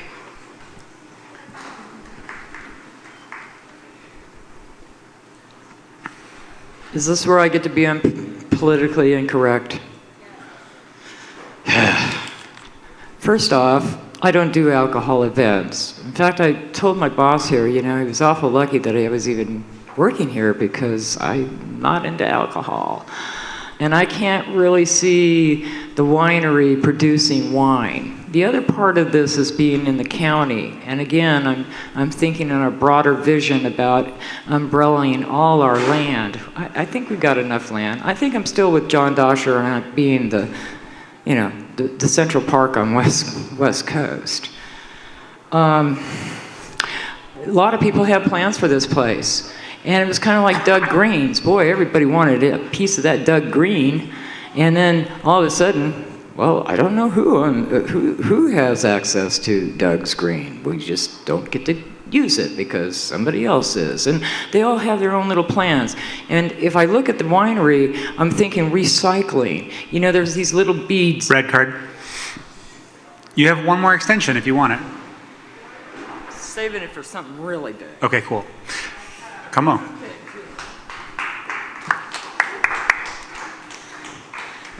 Okay. I can see the benefit in having the property. I can see the drawbacks in having the property as well. I don't think it was absolutely necessary. That being said, that property was purchased with the money that was made from membership paying for parking passes. And to turn around and see the exorbitant prices being put on those parking passes towards members needing a place to park when their money was what was put towards purchasing it, I don't like that very much. I do see the property as being an opportunity to be able to increase revenue streams. We're limited to what we can do on the property we had previous to that purchase. I would just like to see things done with it that further our mission, deal with sustainability. There's things other than wine that can be done there. I'm a hemp farmer. We could be building tiny homes for homeless people with hemp grown on that property, as an example. There's a lot of options on the table, and it'll be interesting to see what we do with it. It has been purchased, so let's make use of it. Red? Thanks.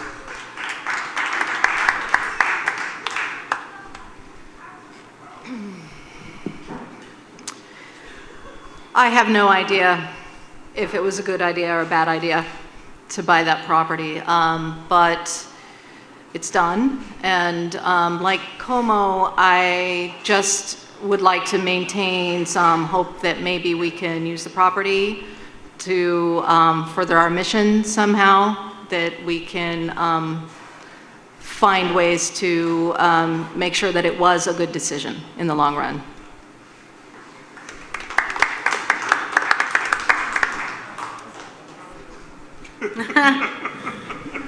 This may not be popular to start off with. Oh, and by the way, we took a break. My name's Spirit, if there's anybody new in here. So $750,000 parking lot is what we have right now. And I personally kind of felt that we should have developed our own winery crew so that we weren't growing our population. That being said, since we own it now, we should make the most use of it. We didn't really have a lot of conversation from the board about I know they can't talk about land acquisition as that's confidential. However, were there ideas about this? Could they have talked to us about, yes, we have plans in the making, we can't talk about them, but what we got was a lot of nothing. And that's a lot of what I feel that we get from the board. I think unintended consequences and foresight come to mind, and I don't know that we really thought about that. And as a board member, I feel it's crucial to be thinking about foresight and unintended consequences of the actions that we make. I feel like we keep taking on more while we have a less than full management team. I feel that we need to be taking care of the properties on our land. Red card. You have one more extension if you want it. Nope. Okay.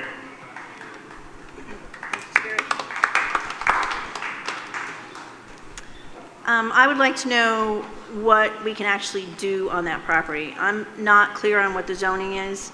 I understood that we could have X amount of events, maybe 12 or something, if they were related to agriculture on that property, sort of. Like, we don't actually have to grow the grapes, we could buy grapes and make wine or something. A bunch of stuff I don't know clearly what the story is. The building that's there, I find to be very intriguing. That building is basically a community center, and maybe I'm bringing up a big old bugaboo here, but it's there. It's a big building. It's got a beautiful heat pump that I think I noticed when we were at a meeting there. It can hold a lot of people. It might be a place that we could use instead of renting space in town to have our meetings. Now, It may not be zoned for that. I don't know that. Those are the things that I would look into personally, whether I'm on the board or not. And on the board, I will definitely look into it. It's a little hard to look into those things, though, because you ask questions and you don't get answers. So I need some answers. I have ideas.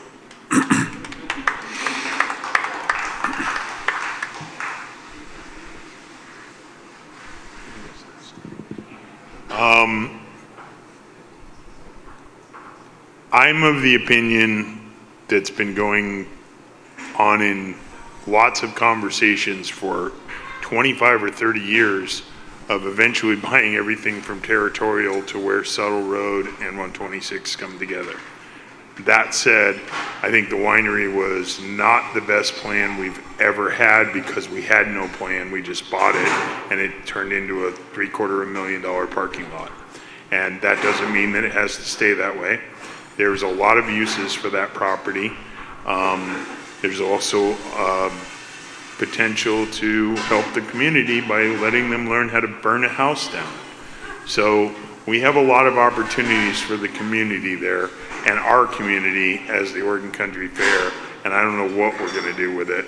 And I haven't heard anything functional except park more cars. So that's my opinion, is no, and write in John Huey Burgess. Thank you.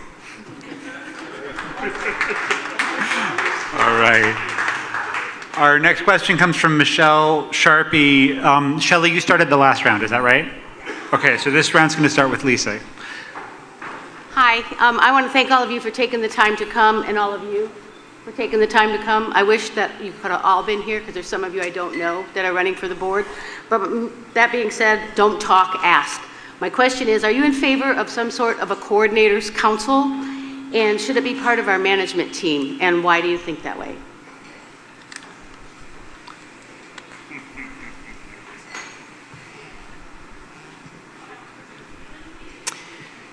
Yes, absolutely. There should be some sort of coordinators council.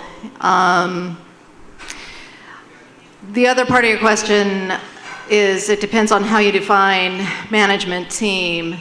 I see the coordinators council as a management team in and of themselves. And that's all I can think.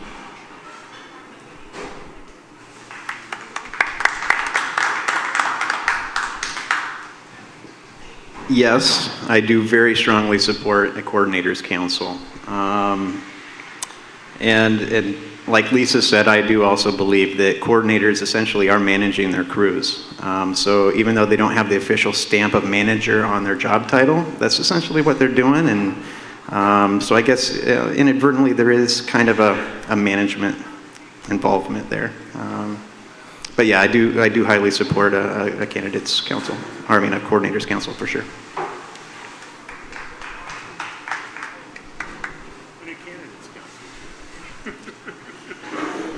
Oh, another disclosure. I have never been a coordinator or a crew leader at the Oregon Country Fair, believe that or not. I just show a lot of leadership and get things done. And I do believe in a coordinators council. They can help each other. You know, and this is a collaboration. They can help each other, and they can work with the management. And it bonds us. It brings us to solidification. So, and the more, coming from security, we had great leadership with Michael James Long and Don Doolin, and they brought 500 people, and then it got to be 800 people. And for a good majority, 50, 100 people would show up from security to have these meetings. And that's what solidified us. That's what brought us together in the totem pole.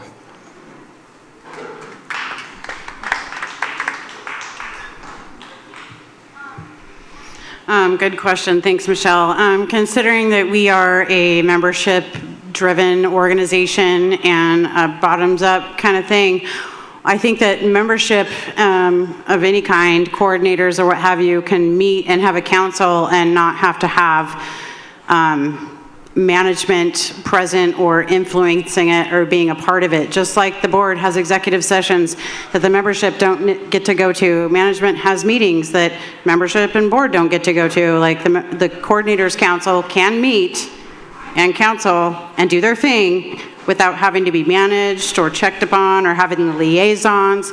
And those reports, if they choose or not, can go to the board or be announced or Fair Family News or what have you. But if we were doing membership summits as stated in Vision Quest goals, like this kind of stuff would already be happening more and more. So yes, I'm all for the Coordinators Council and the Rebel Alliance.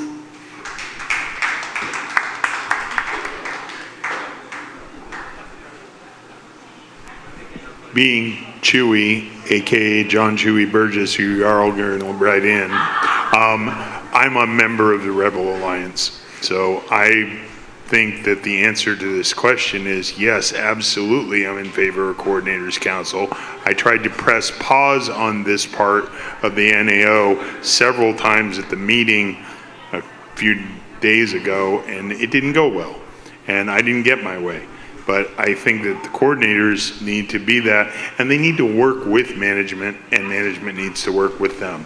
And I don't believe that that's not going to happen. I just think that this coordinator resource groups is just a divisive, screwed up way to do it. That's my opinion, so says Levi. I appreciate it.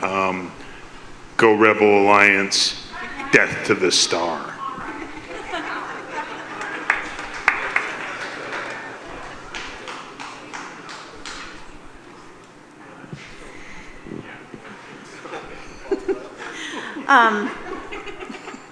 I think that would be wonderful for coordinators to have an opportunity to get together and talk with each other about all kinds of things, how they run their crews, how they deal with the VSB, the virtual sticker booth, how they handle getting in communication with their crews, when they start getting together with their crews, just the nuts and bolts of their jobs. I think it would be a good place for people to be able to talk. The council, as it's being talked about as a way to be involved with management. I believe that coordinators are representatives of many, many people at the fair, all their crews families, their teens, their children, and so they represent a huge amount of people at the fair. So they should have a voice, and they can't all have a voice at every meeting because our meetings would get too big. So the Coordinators Council is a way for coordinators to choose from themselves, amongst themselves, for people to represent the greater volume of people at the fair. Red. Thank you. I hope I don't take my last extension. There's 3 questions left. Okay. Coordinator Council, the NAO recommendations refer to these as coordinator resource groups. I like the name Coordinator Resource Group, and I think that's about the end of what I liked about that particular motion. I feel that it was rushed through and it needed a lot of work.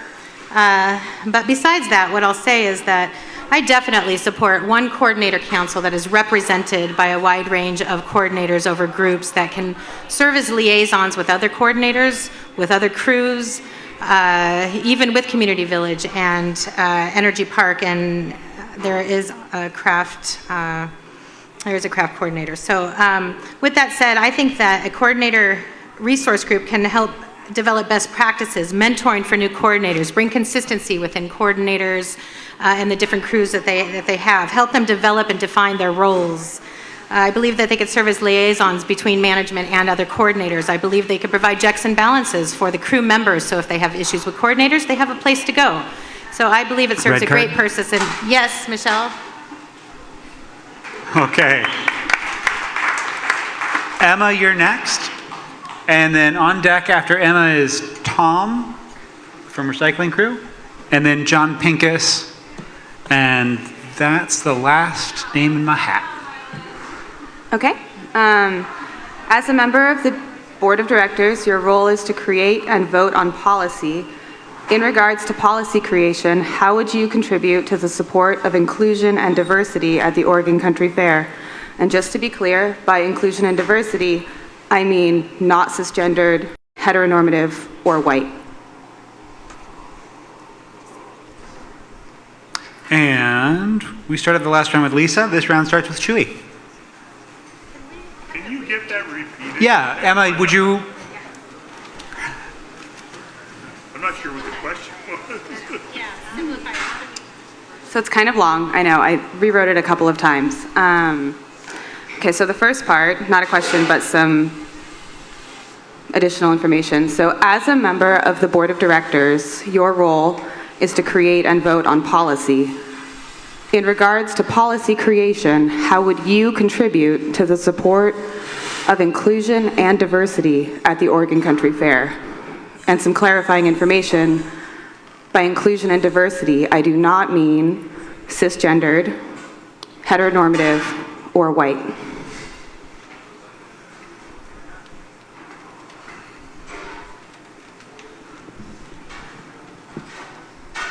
I'm still a bit confused, but I think I'm going to answer the question as I understand it.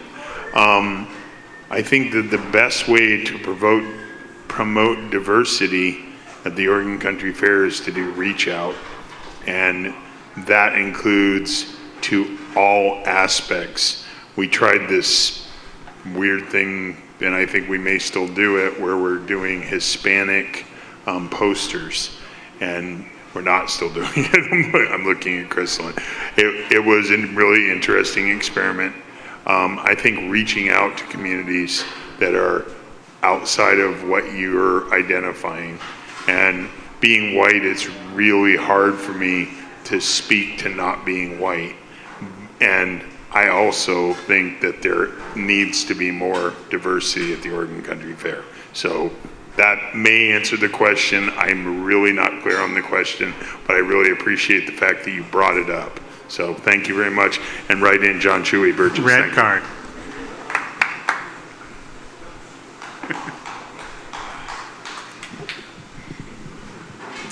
I believe that the board in the past has tried to address this. I think maybe the diversity task force was designed to help with diversity.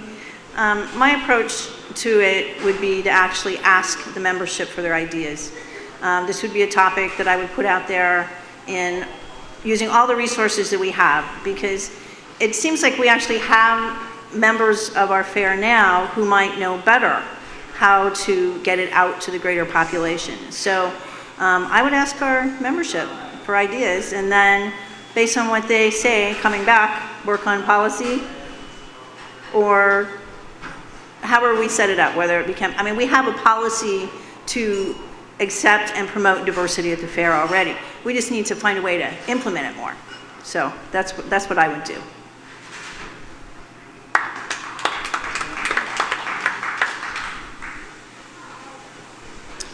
Yes, on the diversity task force, and helping continue to develop that, support the continuation of that.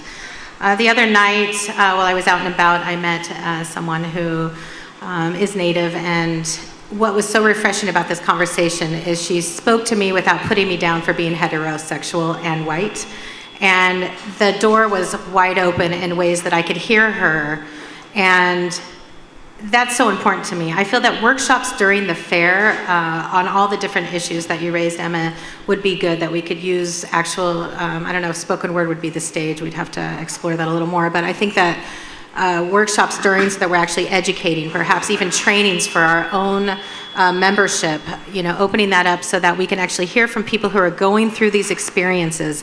And I think we actually need to have a hearing workshop so we can learn to listen.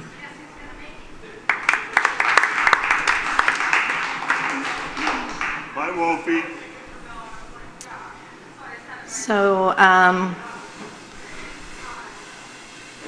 we have a lot of members of our community that are non-hetero, non-cis, non-white people, and I keep hearing about how they don't feel safe. I know that we already have our code of conduct. We have the Vision Quest goals that included increasing diversity. And I just think we need to keep working on raising awareness of these things. Maybe we need to craft a specific diversity policy using that sort of language. I don't know.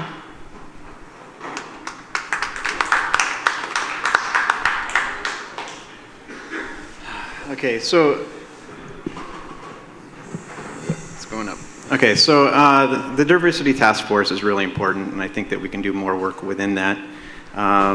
Beyond that, public outreach and getting involved in the community outside of our event, I think, is really important, and specifically targeting events that are based around people of diversity. So I personally love the idea that Sam had brought up not too long back about doing a workshop on some of these very specific issues. And I think that that's something that we need to do during the fair and outside of the fair. Thank you.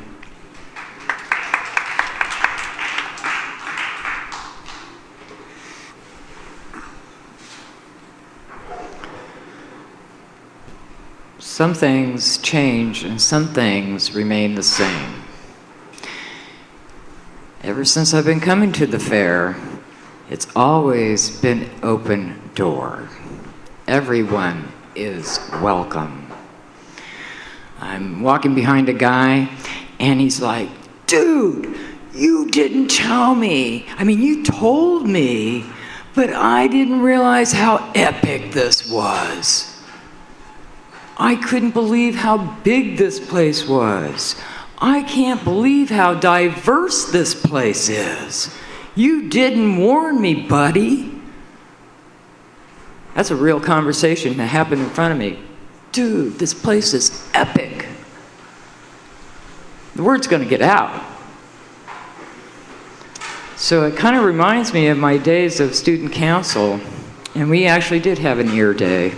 And the more of these things that we have like this, the better off we can be.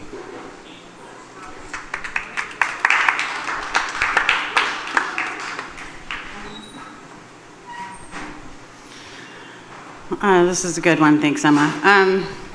As far as policy for inclusivity, I think that having specific language that applies to the various groups that you're speaking of would be important, because if someone can read, if any of us can read our policies and identify, like I'm included in that, that refers to me specifically. They're also talking about me. I'm a part of what that means.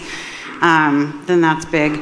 I have enjoyed some of the workshops that have been offered, and I think that they could be greater promoted and better taken advantage of by the membership. Like heavy on the invite and to that stuff, because there's so much to get out of that stuff, all the different things with Johnny Lake and whatnot. And I like the idea that Sam put out recently. And we do have members that know better than us, thank God. You do have one more extension. I'm going to save it. Okay, fair enough. Saving it. Saving it. Okay. All right, Chewy, you started that last round, right? So Spirit, you started the next round. And Tom from Recycling Crew, would you like your question that you wrote down? I was going to ask a different one Oh, because that's I fine. feel like that's similar to the Great, ask whatever you want. reverence of land question, and it'll just be repeated. What would your top priority action be as a board member? Ooh, good question. All right. Spirit, you're first. Can I think about this for 30 seconds and then? I have a couple top priorities. The first one is working with human resource personnel to work with our new personnel policies committee in developing best practices, anti-harassment, anti-bullying policies. The second one that I really have a passion for is developing good process, and through that, I would like to evaluate committees, how they function, what their purpose is, where they are in developing that purpose.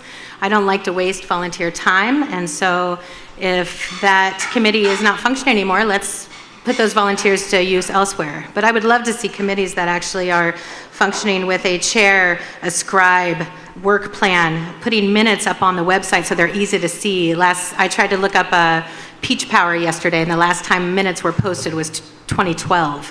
So I think that better access to our members would be a good place to begin there. And I also feel that I knew that was coming, so thank you. Vote your spirit. You have one extension left, Spirit. You're saving it. Okay, there's only one question left. But do we get an ending?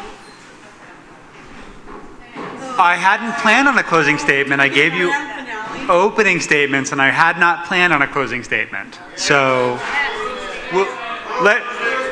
I'll tell you what. We're going to get through Tom's question, and then we're going to get through John's question, and we'll see what time it is, okay? So, next up is Aaron.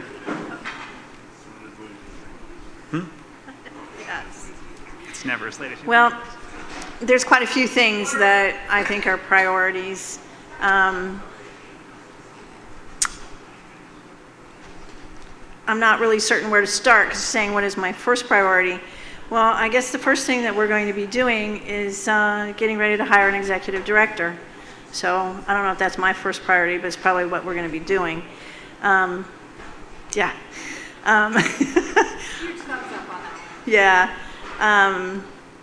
Maybe a second, well, no, I won't go there. Membership involvement is my number one thing. I'm driven by the idea that we, as a group, represent some of the most amazing people with great experiences, great educations, great imaginations, and we need to tap into those sources of information and set up our policies or standard operating procedures so that they can actually put in their 2 cents on all the decisions that pertain to them whenever possible. You haven't used any extensions. Okay, you're good to go. No. They're not transferable. It's like an OCF parking sticker. Yeah, and we all know that those all stay where they're supposed to go. That said, my first priority is to try and heal the peach, get us all back to a place where we are not fighting with each other. All right, and fighting isn't the right word. There's a lot of distrust, there's a lot of hurt feelings, there's a lot of discourse, and it's not positive discourse. It's disenfranchisement, disingenuousness. I just would rather see that get fixed. That's my first priority, probably my only priority, after you write in John Chewy Burgess and I get elected to the board. Thank you.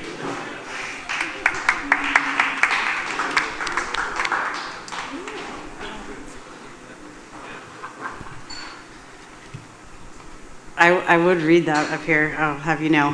Priority action, oh, that's a tough one, umbrella question. A big thing for me has been infrastructure. I could go on about that for 6 minutes. Policy and procedure, not just having them and writing them and stamping them, but actually carrying them out, adhering to them. I'm interested in pursuing alternative income streams. I think that we could have some pretty serious online year-round sales with our commemorative items, and were there a website that people could purchase commemorative sales things all year round, that we would sell the crap out of stuff all year round. Thank you.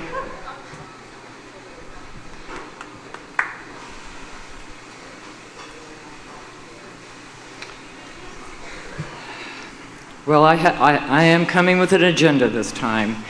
So the first meeting that I went to for the NOA, all of a sudden across the screen showed our mission statement. That is not the mission statement I remember. Perhaps it was because at the time I was on the board before we didn't have one, and it was the Article 2 of the purpose of the fair that I referred to at a time when we were once again tearing ourselves apart, nasty and divisive. There was nothing they did outside our purpose. However, it was a family thing, and and in how we came together as members and call ourselves one creative family. To go down the path of the next 50 years, then yes, let's start with and be dutiful to our core values, which is the mission statement. If we're going to be changing anything of significance, then we do need to look at the mission statement and what it looks like. Red card. Sorry, you do have one extension left. And what lacks in both in Article 2 and the mission statement is the love, care, and protection of our land. And yes, I do think that we need to include our purpose of the fair, which is educating. It is our education, psycho-rejuvenating, significant, essential event. And all of that's missing in the current one. There's a lot of stuff. It doesn't... So if we're going to be changing things, let's start with our very core values. And that's one of the things that I want to do when I get on that board, is protect our core values and bring it solidly together. Yes, we do need an executive manager. I'm having a hard time and just starting them off really big. I think we should take our time and work it up slowly. I think that and that's it. I'm out of time.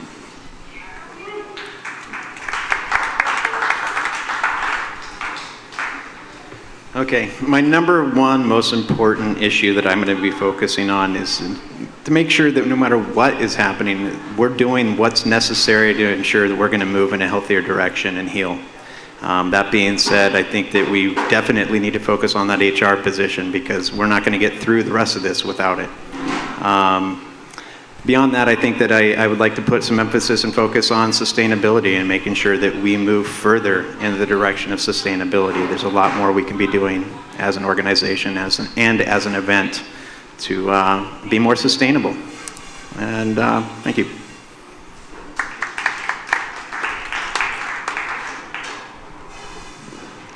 If elected to the Board of Directors, my first priority action would be to appoint the Executive Director Search Committee. Thank you. There was a procedural question that got passed to me during that round, and I'm just going to answer it for everybody. The question was, can an extension be used in reference to a previous question? And after discussing it with Summerfield, we think that probably that's not what the extension was really designed for. The purpose of the extension is to extend time on a question. The other thing is, because we didn't say that there would be closing statements at the outset, then some people may have assumed that there was and there wasn't.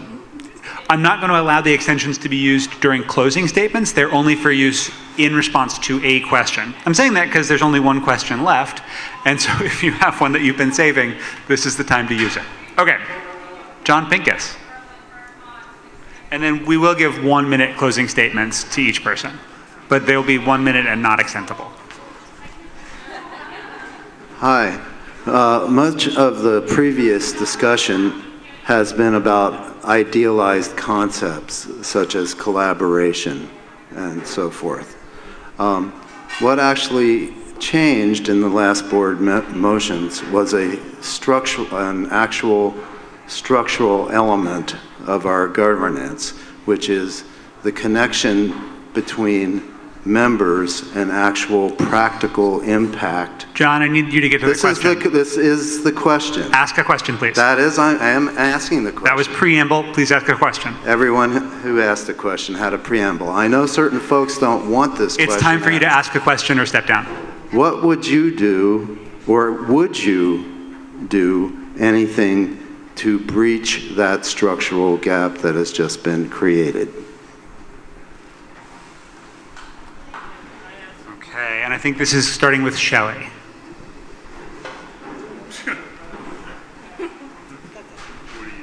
What are you laughing about, Chewy? I hear you, John, and I wish you could preamble till the cows come home, because I like your pre and post ambling.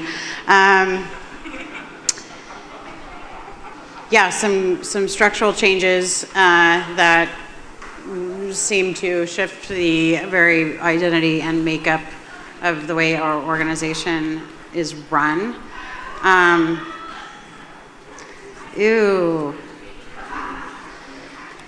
And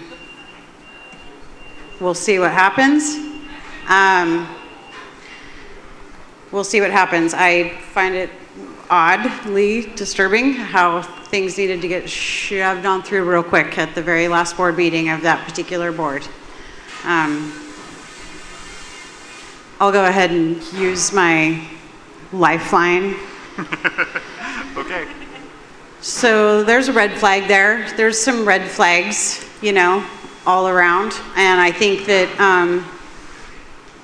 well put together, collaborative circulated letter that got submitted to the board for consideration was not considered. I don't know if it was even read by the whole board in its entirety. And another thing that's disturbing, foregone conclusions are disturbing, to think that all these executive sessions are happening and the choices are, arrived at before the board meeting begins. So that is not discussing things in an open membership meeting in which everyone's invited and get to have input, dialogue or not. When you're coming in there and you've already voted and it's a foregone conclusion, then you're really just shutting the membership out. And so, yeah, what happened with the NAO really seemed to put the nail in the coffin there. And it's disturbing, and it doesn't feel collaborative, and it doesn't feel membership driven. It feels top down. That's with my extension? Mm-hmm. Okay.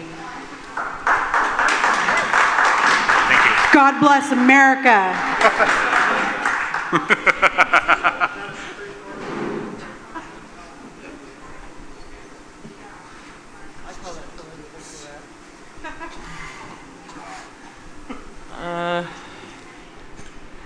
Microcosm, macrocosm. Are we locked in? Well, I think on the microcosm level, we're not locked in. There is a new board coming. Some of that had to be done. I mean, we really have grown, and some of that needed to be changed, but, some of it just didn't feel quite right, but then at the same time, when do we start? And so if it ain't working, then it can be changed. If it's working, still can be under review.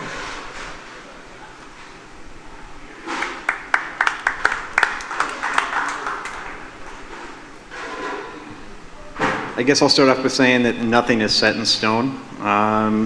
I disagree with the fact that everything was pushed through as quickly as it was. I think that when we're trying to focus on healing and moving forward, pushing things forward as fast as we did without the clarity that should be present is going to do more hurt than heal. There's obviously some things that we need to be paying attention to and focusing on right now so that we can start moving forward. The rest of it needs to be dissected more. It needs to be gone over more. There needs to be input from the membership. And that being said, I will certainly do whatever I can to make sure that anything in these recommendations that push the membership out and remove their voice and their input and their involvement in all the levels of our fair, I'm going to do everything I can to make sure that those are changed. So, thank you.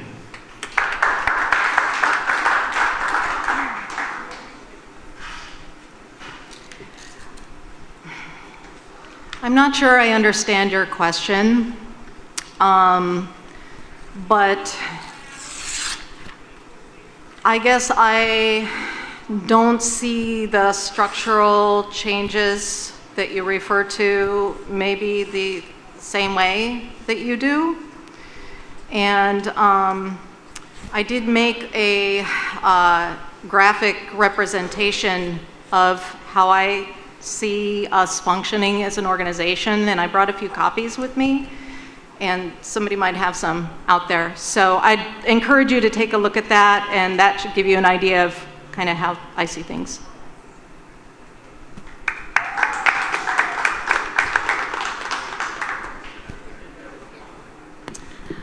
I should have known this question was going to come from you, Mr. John Pincus. And I really appreciate the question.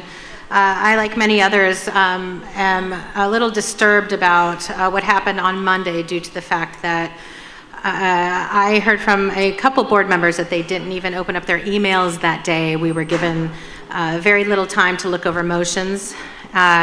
This changes the structure of who we are, and I think it'll be really interesting to try to see how we're going to try to fit us into this box, because it's not going to be able to happen, I don't think. You talked about a hammer, nail in the coffin. You talked about the nail in the coffin. I'll talk about the hammer, that I believe the other side of that hammer is to kind of maybe undo some of those. What I would never do is put management in a position where they didn't have the support they needed, and they feel they need an executive director. They feel they need to stabilize that management team, and I fully support that. I would never want to undo that. However, the scope of authority that, as I'm reading into it, I am going to take my extension. Go for it. I don't feel that any one person should ever be the last one to make a call. I feel that our board of directors should be that last call if and when need be. And I would like to personally develop something similar to an appeals committee. I called it panel of our peers and then realized that was poop, so we could call it something different. But a panel where if membership doesn't feel like they're heard, if the crafters don't feel like they're being heard, if Community Village, the coordinators, even management doesn't feel like they're being heard, that there's actually a committee that they can go to. I have an outline of a process that I will be handing out the night of the elections, but I feel that we need that extra checks and balances. I do not believe in taking our membership-driven organization and narrowing it down to a small group of people, even though I really do want to bust down those doors and start working together in a more holistic, healthy way between membership and management. And so I am looking forward to all the ways that I may be able to help if I'm elected. So vote your spirit. Thank you.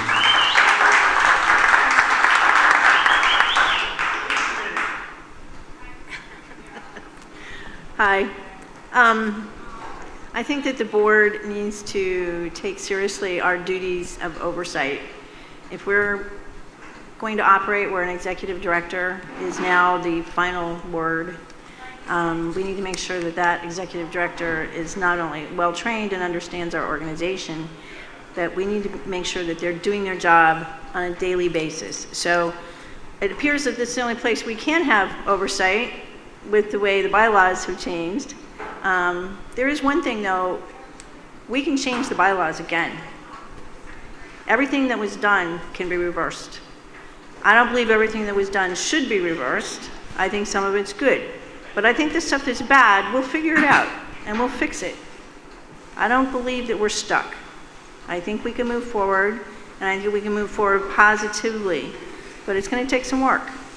And this is where we're at now. So good luck to all of us. Thank you.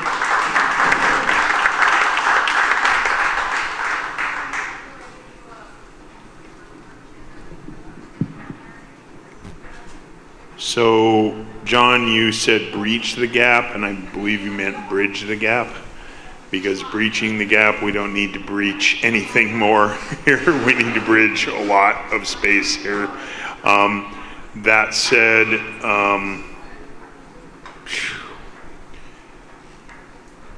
I am not sure what we can do to bridge the gap. I know I was adamant in my fights or my flights or my dissension on the things that I dissented on Monday night. I believe that the best thing that we can do is find commonalities and work together. That and a cup of coffee, and it's time for chai. So we really need to stop being stuck, and all of us need to stop being stuck. Red card. I'm going to go ahead and use my minute. I believe that the best thing we can do is come back to a place where we're not being divisive for any of us. And that people don't have to agree with me, and I don't have to agree with people, but the thing is, we need to respect each other. And that's one of the things that I feel we've really lost. And the thing that I hope is that people write in John Chewy Burgess, not because I keep saying it, but because it's a good idea and it's what you want, and I represent your views.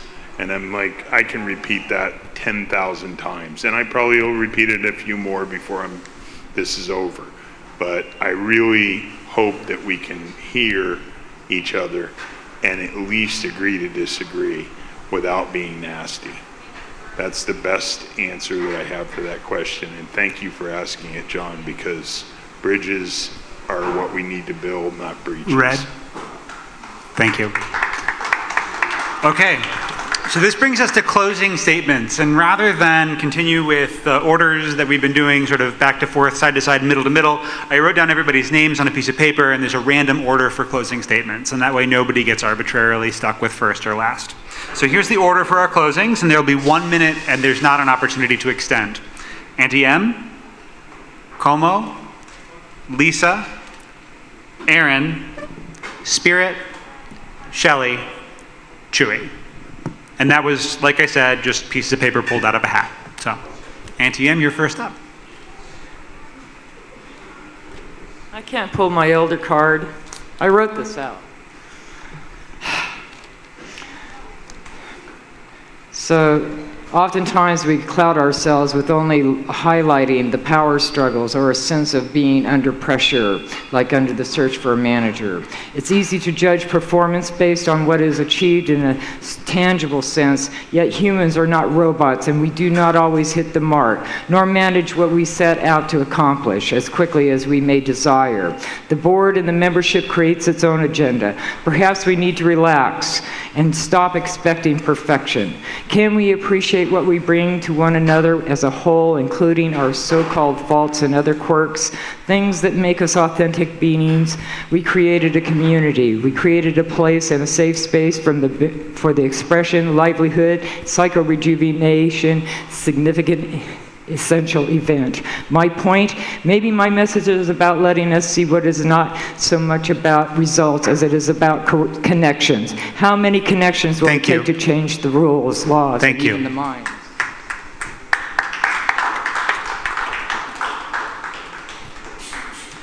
So to close, once again, I'm Como Gustafson. I'm asking for your vote for the Board of Directors of the Oregon Country Fair. It's time for building bridges, it's time for healing, it's time to move forward and bring us into the next 50 years. And I sure hope that I get to be a part of getting through the changes that are happening right now and building that future. Thank you.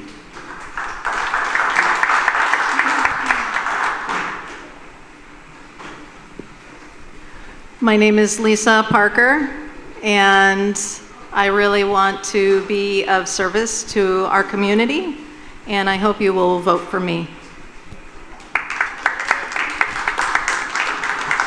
It's you. Yeah, sorry. Thanks, Aaron. It's okay.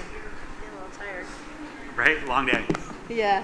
Hi, I'm Erin Kenton, and I would like the opportunity to be part of the changes that occur over the next couple of years that come before the board. If I'm not elected, I'll be part of those changes anyway, because I will continue to work at the fair and be a volunteer. I have a lot of skills in my volunteer work at the fair, and I have a lot of skills outside of the fair that could be helpful. I'm pretty detail-oriented. I do my research. I like to do research, so when subjects come up, I tend to dig into them in depth to find out what the alternatives are. I think we have lots of alternatives in front of us. I think it's going to be fun going forward.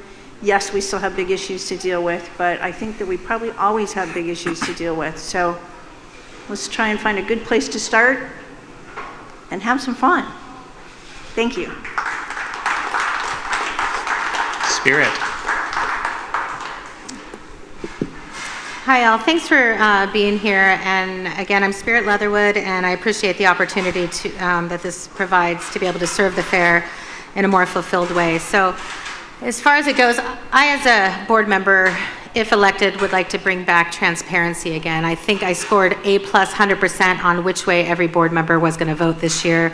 I felt that the work was done behind the scenes a lot of the times, and this last board meeting, even though I knew how it was going to go. I also found it fascinating to hear some of the dialogue, and I believe it's the dialogue that the board has in front of the membership, the work being done in front of the membership that is going to help build that trust again, and we really need it. In order to be able to focus on fiduciary responsibility, endowment, stewardship, strategic planning, all the governance aspects the board member needs to be able to focus on, I believe that healing has to happen, and we're as responsible for healing and helping encourage healing amongst the membership as we are all the above things that I just mentioned. So thank you again for being here tonight. Shelley. I'm just going to recycle and regurgitate my closing statement from the last forum. Cynthia Peachy says I upcycle like a boss. My name's Shelley Devine. Thank you for today, and your participation in our voting process is vital. Thank you, Summer and Get Out the Vote, and Sam for helping put this on. We're at a watershed point of growth within our organization, coming into our 50th year as a community. There are a plethora of ideas to share and discussions to be had. We are constantly evolving. Our responsibilities, our relationships, our outlook all change with time. Time is a gift. We get a finite amount of it, and we don't know in advance what that amount is going to be. So how we choose to spend our time is up to us individually, and how we choose to spend our time as a community is up to us collectively. Once that time is spent, we don't get it back. This is a position of service. I signed up for a life of service to our organization, and that has not changed. It has simply evolved with time. Thank you. Thank you for yours. Thank you for being us. Chewy.